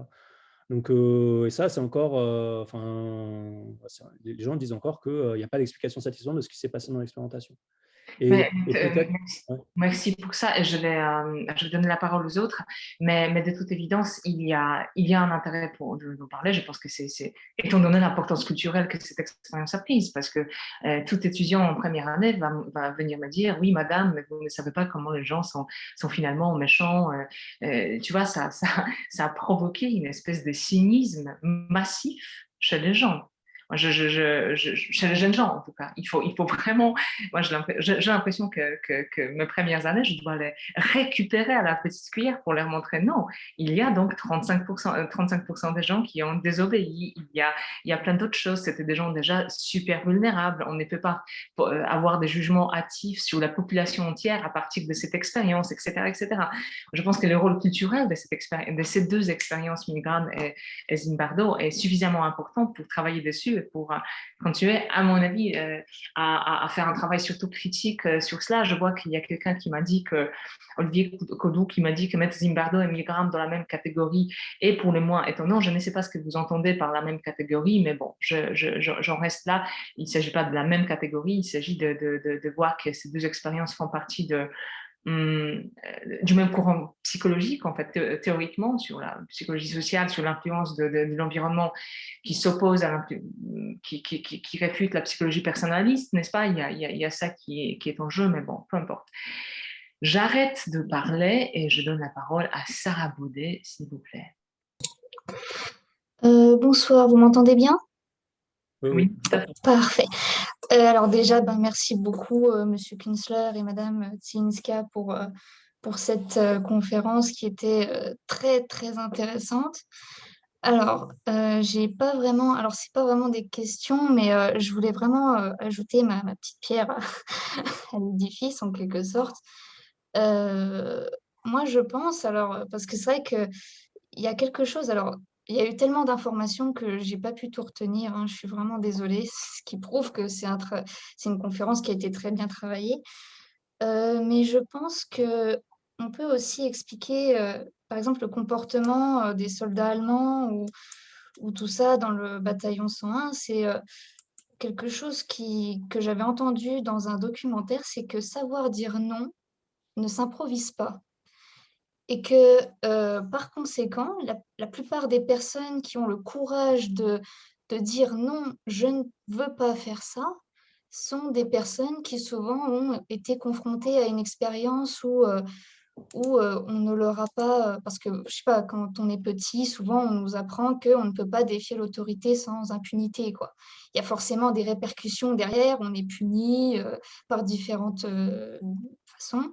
Et je pense que ça, tout le monde n'a pas eu la chance en fait de pouvoir dire non dès le plus jeune âge. Et ça, enfin, je sais pas si vous voyez à peu près ce que je veux dire, mais que en fait, dire non, c'est vraiment très dur, quoi. Surtout dans des situations où on sait pertinemment qu'il y aura peut-être des répercussions dangereuses pour nous. Et je pense aussi que ça suppose le fait que n'importe qui est capable de faire quelque chose de terrible. Le fait que l'expérience de Milgram, alors moi, d'un côté, je ne pense pas que ce soit une expérience comment dire, qui ne sert à rien, parce que ça a quand même prouvé que des personnes ordinaires, des personnes lambda, ont été capables d'aller jusqu'au bout de l'expérience, alors qu'elles n'avaient, voilà, quoi, il n'y avait pas d'antécédent particulier, quoi. C'est ça aussi qui est grave d'une certaine manière, et je pense que, oui, je pense que tout le monde n'a pas le courage, en fait, de s'opposer en fait à ces hiérarchies, quoi. Et c'est d'autant plus important si, par exemple, on n'est pas soutenu. Par exemple, si je pense vous aviez dit que quelques soldats seulement du bataillon 101 avaient refusé d'exécuter les ordres. Ben, c'est quand même quelques soldats, c'est rien en fait sur tout le bataillon. Et je pense que il y a aussi, s'il y avait eu le soutien de la part des collègues, peut-être qu'il y aurait eu plus de, comment dire, plus désistement en quelque sorte. Alors le mot est assez, je dois dire que c'est pas, voilà, mais en gros peut-être que plus de personnes auraient refusé parce que l'effet de groupe joue aussi un rôle important là-dedans. C'est euh, quand on peut, je pense que le l'effectif numérique en quelque sorte peut aussi être important dans la mesure où voilà, si si une grande majorité du bataillon 101 avait dit non, on ne va pas faire ça, je pense pas qu'il y aurait eu, je pense, enfin, après voilà, c'est que mon point de vue et peut-être que j'ai tort, hein, je ne suis pas non plus une experte dans ce sujet. Après voilà, moi je pense que voilà, l'effet de groupe et le fait de savoir, enfin, le fait de savoir dire non a pu jouer un rôle crucial là-dedans et que l'expérience 2000 grammes l'a montré en quelque sorte. Après, voilà, c'est. Ok, merci beaucoup. Raphaël, est-ce que tu veux répondre à cette remarque? Merci beaucoup, Sarah. Oui, merci beaucoup. Je trouve ça très, très, très beau, votre première remarque. C'est vrai que vous indiquez qu'il y a une sorte de difficulté dans la tâche même de la civilisation, parce que éduquer, c'est à demander à l'enfant d'accepter une autorité, et c'est complètement absurde d'éduquer l'enfant à ne pas accepter notre autorité qui est nécessaire pour l'éduquer. Donc c'est vrai que c'est une tâche un peu enfin, c'est un paradoxe logique que vous soulevez.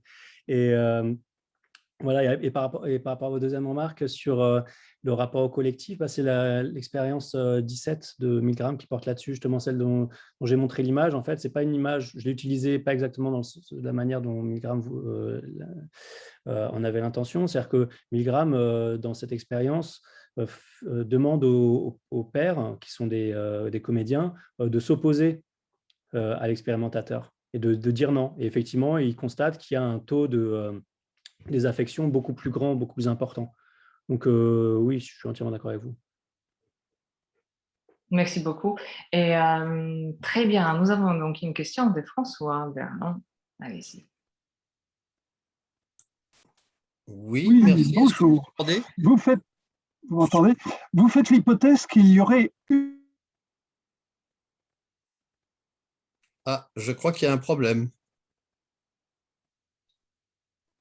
Allô? Oui, là vous m'entendez, cette fois-ci peut-être. Donc, vous faites l'hypothèse qu'il y aurait une solution unique, une explication unique. Mais chaque humain est différent, mais chaque humain a des motivations différentes. Mais l'humain est fondamentalement monstrueux. Il y a une multitude de chemins qui mènent à la monstruosité. Chacun a son chemin pour devenir monstrueux. Monstrueux, c'est-à-dire humain. Merci pour cette remarque. François, vous vouliez dire quelque chose? François Berland. D'accord, oui, alors je reprends donc, parce que ça a été une erreur. Oui, l'expérience de Milgram, à mon sens, est quand même intéressante, sauf qu'il y a un détail sur lequel on n'a pas beaucoup mis l'accent, c'est le contexte émotionnel. Alors, je veux dire par là que quand on est dans un groupe social, effectivement, il y a une pression qui s'effectue. Là, dans le cas de l'expérience de Milgram, par exemple, il y avait, enfin, celle qui est passée en tout cas à la télévision, il y avait un public. Donc, il y a aussi quelque part un lien de causalité avec l'émotion du moment et l'émotion du contexte. Et ça, tout le monde le sait, puisque l'épigénétique le prouve, hein, dans une certaine mesure. Donc voilà, l'autre question qui se pose effectivement avec l'histoire du bataillon en question, c'est qu'il ne faut pas oublier qu'à l'époque, c'était une terreur sociale qui était quand même très forte par rapport à un contexte normal sociétal. Et donc, à chaque fois, on demandait la dénonciation. La délation était de règle, était devenue une règle. Mais c'est un conditionnement social qui s'est fait au fil du temps. Et je crois que le contexte économico-social a été aussi un des aspects de ce préconditionnement, on va dire. Il y a, je pense, à la base, un préconditionnement. Et vous le mentionnez dans l'histoire de l'éducation. Donc voilà. Merci François. Je vais ajouter à ça une remarque que je voulais faire à propos de ce que Sarah a dit, et ça va exactement dans ce même sens avant de donner la parole à Raphaël. Il y a, tout comme on peut conditionner les gens à être cruels, on peut conditionner les gens à être, à ne pas l'être, à désobéir, à être résistant, à savoir dire non. Et c'est peut-être une des leçons justement de l'expérience de Milgram. Pourquoi on n'a pas vu les 35% des personnes qui ont su dire non? Pourquoi ne pas généraliser à partir de cela? Et ces personnes ont dit non dans des circonstances vraiment très, très oppressives. C'était des personnes vulnérables, ça on le sait. Donc, pourquoi ne pas tirer des leçons opposées et pour trouver des manières de conditionner vers le bien? Je crois qu'il y a l'histoire du sens critique aussi, qui doit être admis dans l'éducation. Et ça, ce n'est pas forcément enseigné, ni par les parents, ni par l'université, entre autres. Voilà. Enfin, je schématise. L'université, ça n'existe pas. Il y a des gens qui enseignent au sein de l'université, sinon c'est juste un nom général qui ne veut rien dire. Donc, ça dépend vraiment des enseignants. Cher Raphaël, c'est à toi. Raphaël fait partie des enseignants à l'université, donc je ne sais pas s'il enseigne uniquement l'obéissance, mais j'espère pas. Je trouve ça intéressant ce que vous remarquez. J'ai pas vraiment de choses à ajouter. C'est ce que vous disiez, Monsieur Berland, c'est juste. C'est vrai qu'il y avait un contexte. Je pense que l'hypothèse révisionniste que j'envisageais au départ a sa légitimité. C'est-à-dire que je ne suis pas totalement convaincu que le fait qu'il n'y ait eu aucune personne qui ait été vraiment sanctionnée pour avoir désobéi n'implique pas que les gens n'aient pas eu peur, malgré tout. Et puis d'autre part, il y avait aussi la peur du groupe. C'est-à-dire que c'est un autre facteur qui… voilà, donc effectivement, je pense qu'il y a ça. Parce que quand on voit que les SS ont massacré les SA, donc si les nazis se massacraient entre eux, il y avait des raisons pour se dire que personne n'était à l'abri. Et donc, voilà.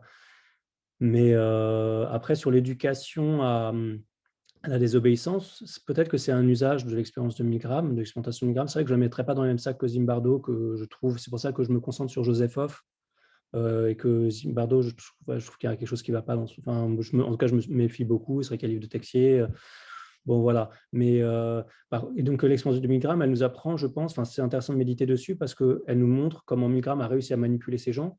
Et peut-être que pour apprendre à dire non, il faut d'abord apprendre à savoir comment est-ce qu'on est manipulable.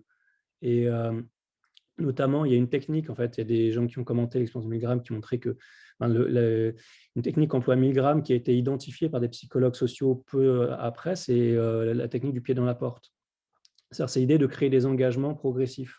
Et donc, c'est ce que fait Milgram, c'est qu'il ne dit pas tout de suite aux gens, comme d'ailleurs, c'est une différence cruciale entre la situation à Joseph Hoff et la situation dans le laboratoire de Milgram, c'est que Joseph Hoff, Trapp a dit tout de suite assassiner.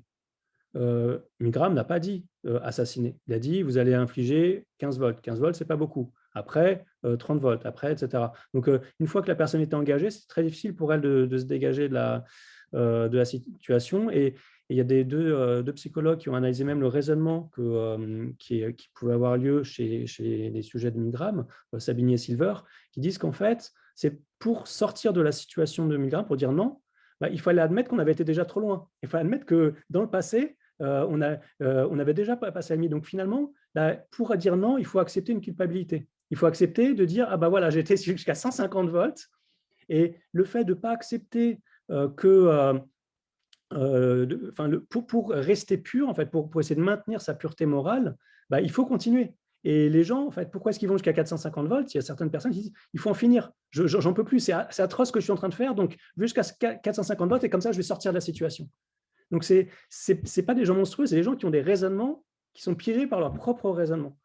Et identifier ces raisonnements, je pense qu'on est tous capables d'avoir ce type de raisonnement, c'est une manière d'être moins manipulable et d'apprendre à dire non. Tout à fait, non, ça c'est super intéressant. Il y avait Denis Pierret qui voulait dire quelque chose, mais sa patte a disparu. Oui, parce qu'en fait, la question que je souhaitais poser vient d'être adressée. c'était la question sur la pertinence de la dimension du mode d'exécution de l'ordre, c'est-à-dire d'une part une graduation progressive et d'autre part un élément assez binaire dans l'exécution de l'ordre. Donc, je pense que vous venez d'adresser exactement cette question. Je veux bien quand même répondre parce que je m'étais fait cette objection-là. Et en fait, j'ai trouvé quand même une réponse à cette objection pour montrer qu'il y a une analogie entre les deux situations. C'est qu'on peut considérer comme expérience de 1000 grammes, non pas juste la situation à Joseph, mais la période où les nazis étaient au pouvoir. C'est-à-dire que d'abord, on a demandé aux gens de plus parler à leurs voisins juifs. Ensuite, on leur a demandé de trouver ça normal que les personnes portaient des étoiles jaunes. On a trouvé ça normal que les postes soient libérés, etc., etc., etc. Donc, finalement, il y a eu, de la part des autorités nazies, une forme de technique du pied dans la porte. C'est qu'ils ont demandé et donc, dans cette mesure-là, si on considère l'ensemble de la période nazie comme une expérience de 1000 grammes, on peut retrouver cet effet de gradation. D'accord. Donc, Voilà.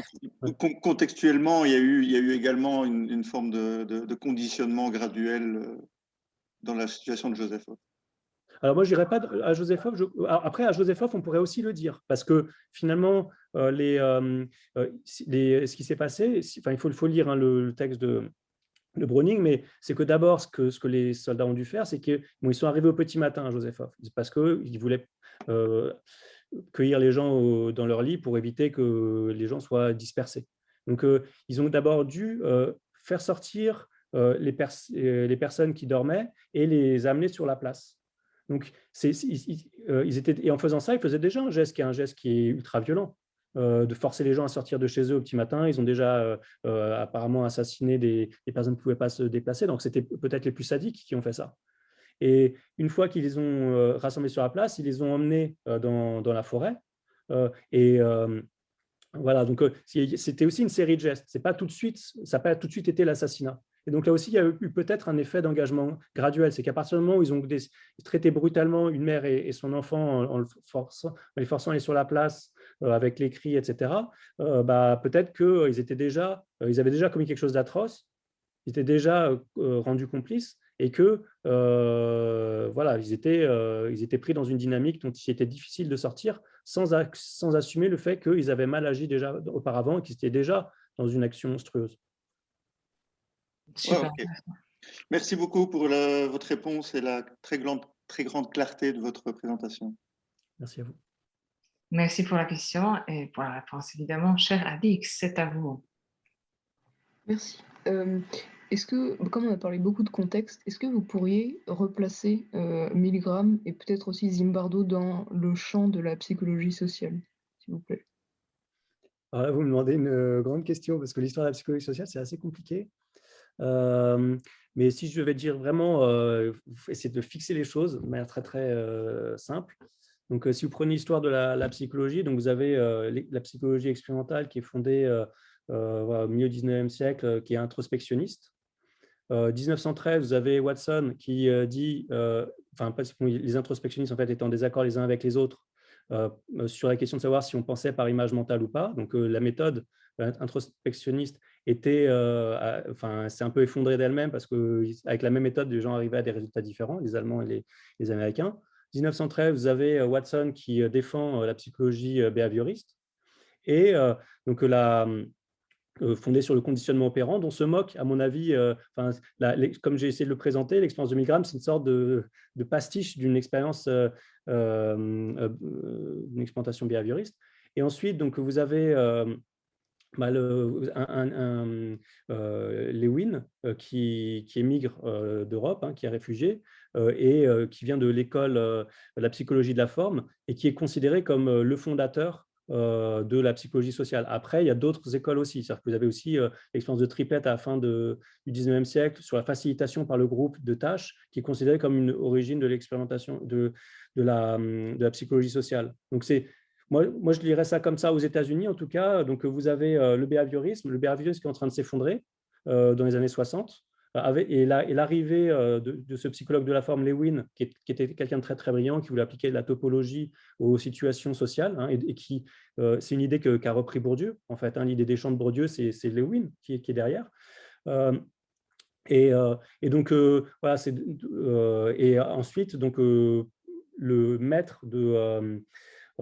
voilà, américain, non pas américain, c'est aussi un immigré en fait, de Milgram, c'était Salomon Asch, qui a proposé l'expérience qui est aussi considérée comme un commencement de la psychologie sociale, c'est l'expérience sur la pression des pairs. Je ne sais pas si vous connaissez cette expérience, où c'est une expérience qui a inspiré en fait Milgram dans l'usage de la tromperie pour expérimenter sur l'influence sociale. Donc, ce qu'a fait H, c'est qu'il a demandé à il proposait à un groupe de personnes de comparer un trait et 3 traits. Et sauf que vous aviez donc un trait qui était un trait qui était très long, par exemple mon bras, un trait qui était petit, et puis un trait qui était analogue à celui-là. Et sauf que dans le groupe, il y avait que des comédiens, sauf une personne. Et tous les comédiens allaient dire, ils allaient prendre le bras, ils allaient dire, ah oui, le doigt a la même taille que le... Et la question, c'est de savoir si la dernière personne allait ou pas céder à la pression du groupe. Et il y a un pourcentage important de personnes qui cèdent à la pression du groupe. Donc ça, je pense que cette expérience-là, sur le plan de la tradition expérimentale de la psychologie sociale qui s'appuie sur la déception, sur la tromperie des sujets expérimentaux, c'est peut-être H qui pourrait être considéré comme un fondateur. Et dernière fondation, c'est la caméra cachée, parce que ce mouvement-là aussi était lié, les gens qui ont inventé la caméra cachée étaient, donc vous avez tout le monde qui est vous rentrez dans un ascenseur et tout le monde est orienté vers le mur, et la question c'est est-ce que vous allez vous orienter vers le mur ou vers la porte. C'est aussi des gens qui étaient liés à la psychologie sociale qui l'ont mis en place. Je ne sais pas si je réponds à votre question parce que c'est compliqué. Et puis voilà, après, il faut que j'arrive à maîtriser un peu mon flux de pensée, mais je ne sais pas si j'ai répondu à votre question. Si, ça va à peu près. Vous me donnez un peu de contexte. Merci. Merci beaucoup, Raphaël, pour ça. Lisez, dites.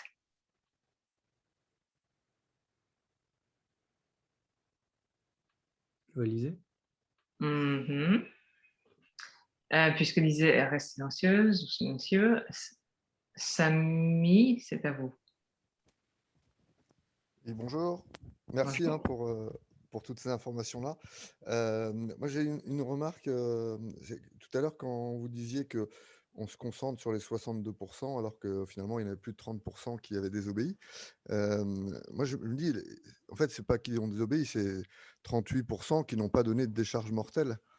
Mais moi, ce qui me questionne toujours, c'est le nombre qui n'ont pas été, entre guillemets, à donner quelque chose auquel la personne se refusait. C'est-à-dire à partir du moment où la personne disait arrêtez. Et il me semble qu'elle disait arrêtez assez vite et non pas juste à la dose mortelle.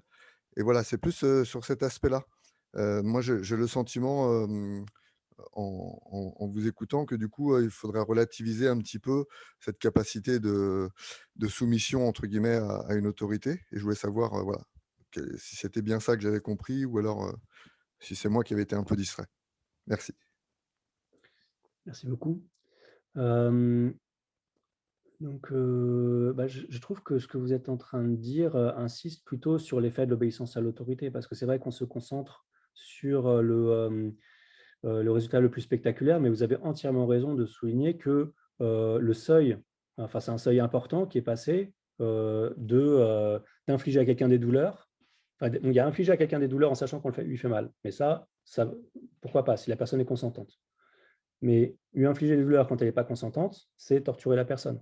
Donc là, c'est vrai qu'il y a, en se concentrant sur les 65%, alors dans la version avec 65%, c'est celle avec 62,5% où il y a feedback vocal et où il y a protestation.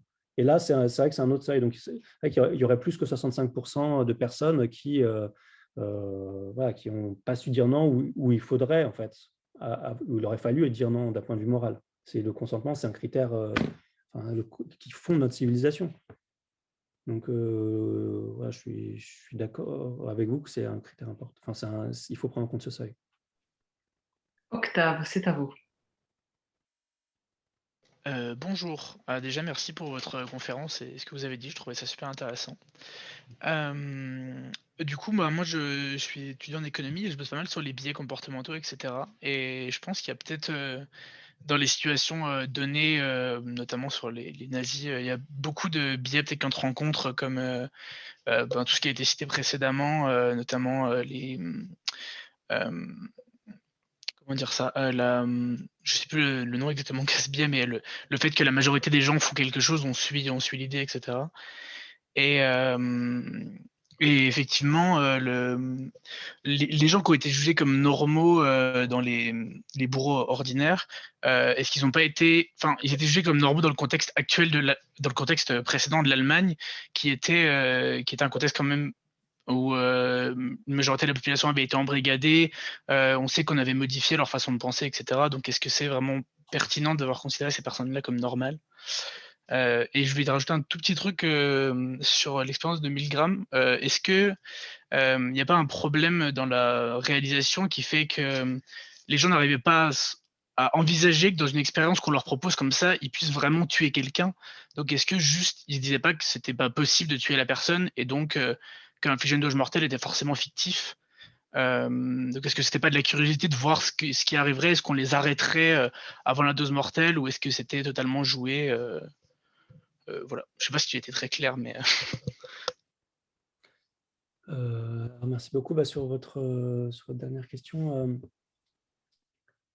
Donc, je pense que Milgram a fait attention à pas, éliminer les personnes qui ont compris que c'était une blague, pas une farce. Mais bon, j'ai rien qui me permette de le prouver. J'ai pas été à New Haven pour regarder les archives. Mais par contre, ce que vous, je pense, mais malgré tout, je pense qu'une grande partie des personnes ont été convaincues. Il y a un documentaire, hein, d'ailleurs, je ne sais pas si vous le savez, mais il y a un documentaire qui a été tourné par Milgram sur son expérience, que vous pouvez trouver sur YouTube. Vous tapez Milgram documentary et vous allez tomber dessus. Et donc, on voit que les gens sont quand même, sont dupes. Mais par contre, là où il y a un problème effectivement avec l'expérience de Milgram, c'est quelque chose qui a été souligné assez rapidement. Je crois que c'est en 1972, je crois, Don Nixon, un psychologue australien, je crois, qui a essayé de montrer que l'expérience de Milgram, en fait, ne reposait pas sur un phénomène de soumission à l'autorité, mais sur un phénomène de confiance. Et que ce qui se passait pendant l'expérience, c'est que l'expérimentateur disait « Non, mais vous inquiétez pas, il ne va pas y avoir de problème, il ne va pas y avoir de tissus, de dommages des tissus, etc. » Et donc finalement, les gens, il n'y a pas écrit sur la machine « mort à 450 volts ». C'est Milgram qui nous le dit, mais eux ne le savaient pas. Et les gens d'ailleurs qui ont refusé, une partie des gens qui ont dit non, c'était des gens qui avaient travaillé avec l'électricité et qui savaient ce que c'était se prendre une châtaigne. Donc, ils savaient ce que ça représentait d'infliger 150 volts. Et il y a un type très clairement qui formule les choses comme ça. Donc, peut-être qu'on peut… Un des problèmes de l'expérience de Milgram, c'est que peut-être qu'elle ne montre pas le pouvoir de la soumission à l'autorité, mais le pouvoir de la confiance qu'on peut mettre dans la parole de quelqu'un d'autre. Super, merci beaucoup. d'accord, merci. Lisez, vous avez un micro qui marche, enfin, dites. Oui, c'est bon. Merci beaucoup, excusez-moi. J'avais plutôt des questionnements suite à ce que vous avez pu nous exposer. Après, c'est vrai que je suis qu'en Master 1 clinique, donc je vais peut-être manquer un peu de suite. Moi, je me posais plutôt la question au niveau de est-ce qu'il n'y aurait pas plutôt, comment dire, ça relèverait pas forcément d'une soumission, mais le fait que finalement, dans ces cobayes-là, il y a quelque chose, il y a la question de la bascule, où dans l'esprit, il y a quelque chose qui bascule. L'esprit quitte un peu le corps et il y a un espèce de temps mort parallèle. En fait, finalement, le dirigeant, il mettrait l'humain face à cet événement qui est potentiellement traumatisant quand même, dans le sens où on lui dit tu vas tuer, tu vas infliger cette punition, tu vas infliger ce choc. Avec toutes les images et les pensées qui en découlent chez ces cobayes, qu'on a forcément un peu de manière simultanée et instantanée. Quand on nous dit tu vas tuer, tu vas infliger ça, on a forcément des idées, des émotions qui viennent et qui traversent le corps. Et finalement, est-ce qu'il n'y aurait pas une bascule ou un glissement dans le psychisme, une sorte de temps second, un peu comme dans des viols, par exemple, ou toutes sortes d'événements qui seraient potentiellement traumatisants un peu. Alors, c'est vrai que c'est pas du tout une comparaison, hein, mais c'est pour vraiment parler de l'événement qui serait potentiellement traumatique. et finalement l'esprit basculerait de ce cobaye, où finalement il ne se rendrait pas forcément compte de ce qui se passe réellement. Il se placerait en tant qu'exécuteur, et la temporalité, la notion de douleur serait modifiée en fait. Très intéressant, merci beaucoup Raphaël. Dit. Oui, c'est très intéressant. Et donc, en fait, ce que Milgram, quand il développe sa notion d'état agentique, il pense que les gens sont dans une sorte d'état second, et il décrit ça presque comme un état d'hypnose. C'est-à-dire qu'il dit que c'est un état qui est analogue au sommeil, où les perceptions sont modifiées, etc., etc. Et bon, donc, oui, je pense que votre hypothèse est tout à fait pertinente et éclairante. Donc, merci beaucoup pour ça. Je vois qu'il y a plusieurs personnes qui se manifestent, François Berland notamment, mais pardon, comme Pierre Guébou n'a pas parlé encore, je lui laisse la parole. Oui, bonjour, bonsoir à tous. Juste une petite réflexion, une petite remarque en écoutant Raphaël Künzler qui parlait du cas de Josepho. Ça m'a fait penser à un livre de Christophe Dejour, qui est un psychanalyste, psychologue du travail, et qui analyse ce cas et qui rappelle ou qui analyse justement ce qui s'est passé en rappelant à quel point, et c'est une hypothèse qui n'a pas été traitée, je pense qu'il y en a plein d'autres qui n'ont pas pu être traitées, hein, c'est pas du tout une critique par Raphaël, mais c'est que c'est pour expliquer la banalité du mal, d'une certaine manière ici, c'est qu'il faut prendre en compte le fait que ces gendarmes, ces policiers étaient dans une relation de travail. Et que c'est dans le monde du travail que se nouent un certain nombre de choses, y compris ce que Christophe Dejour appelle une forme je ne sais plus comment il appelle ça exactement, mais une sorte de mystification dans le monde du travail qui permet aux travailleurs, d'une part, de faire des actes que moralement ils peuvent réprouver, et d'autre part, de ne pas voir, et ça explique aussi ce que disait Raphaël, de ne pas voir à quel point ce qu'ils font et qu'ils ne feraient pas en temps normal est mauvais.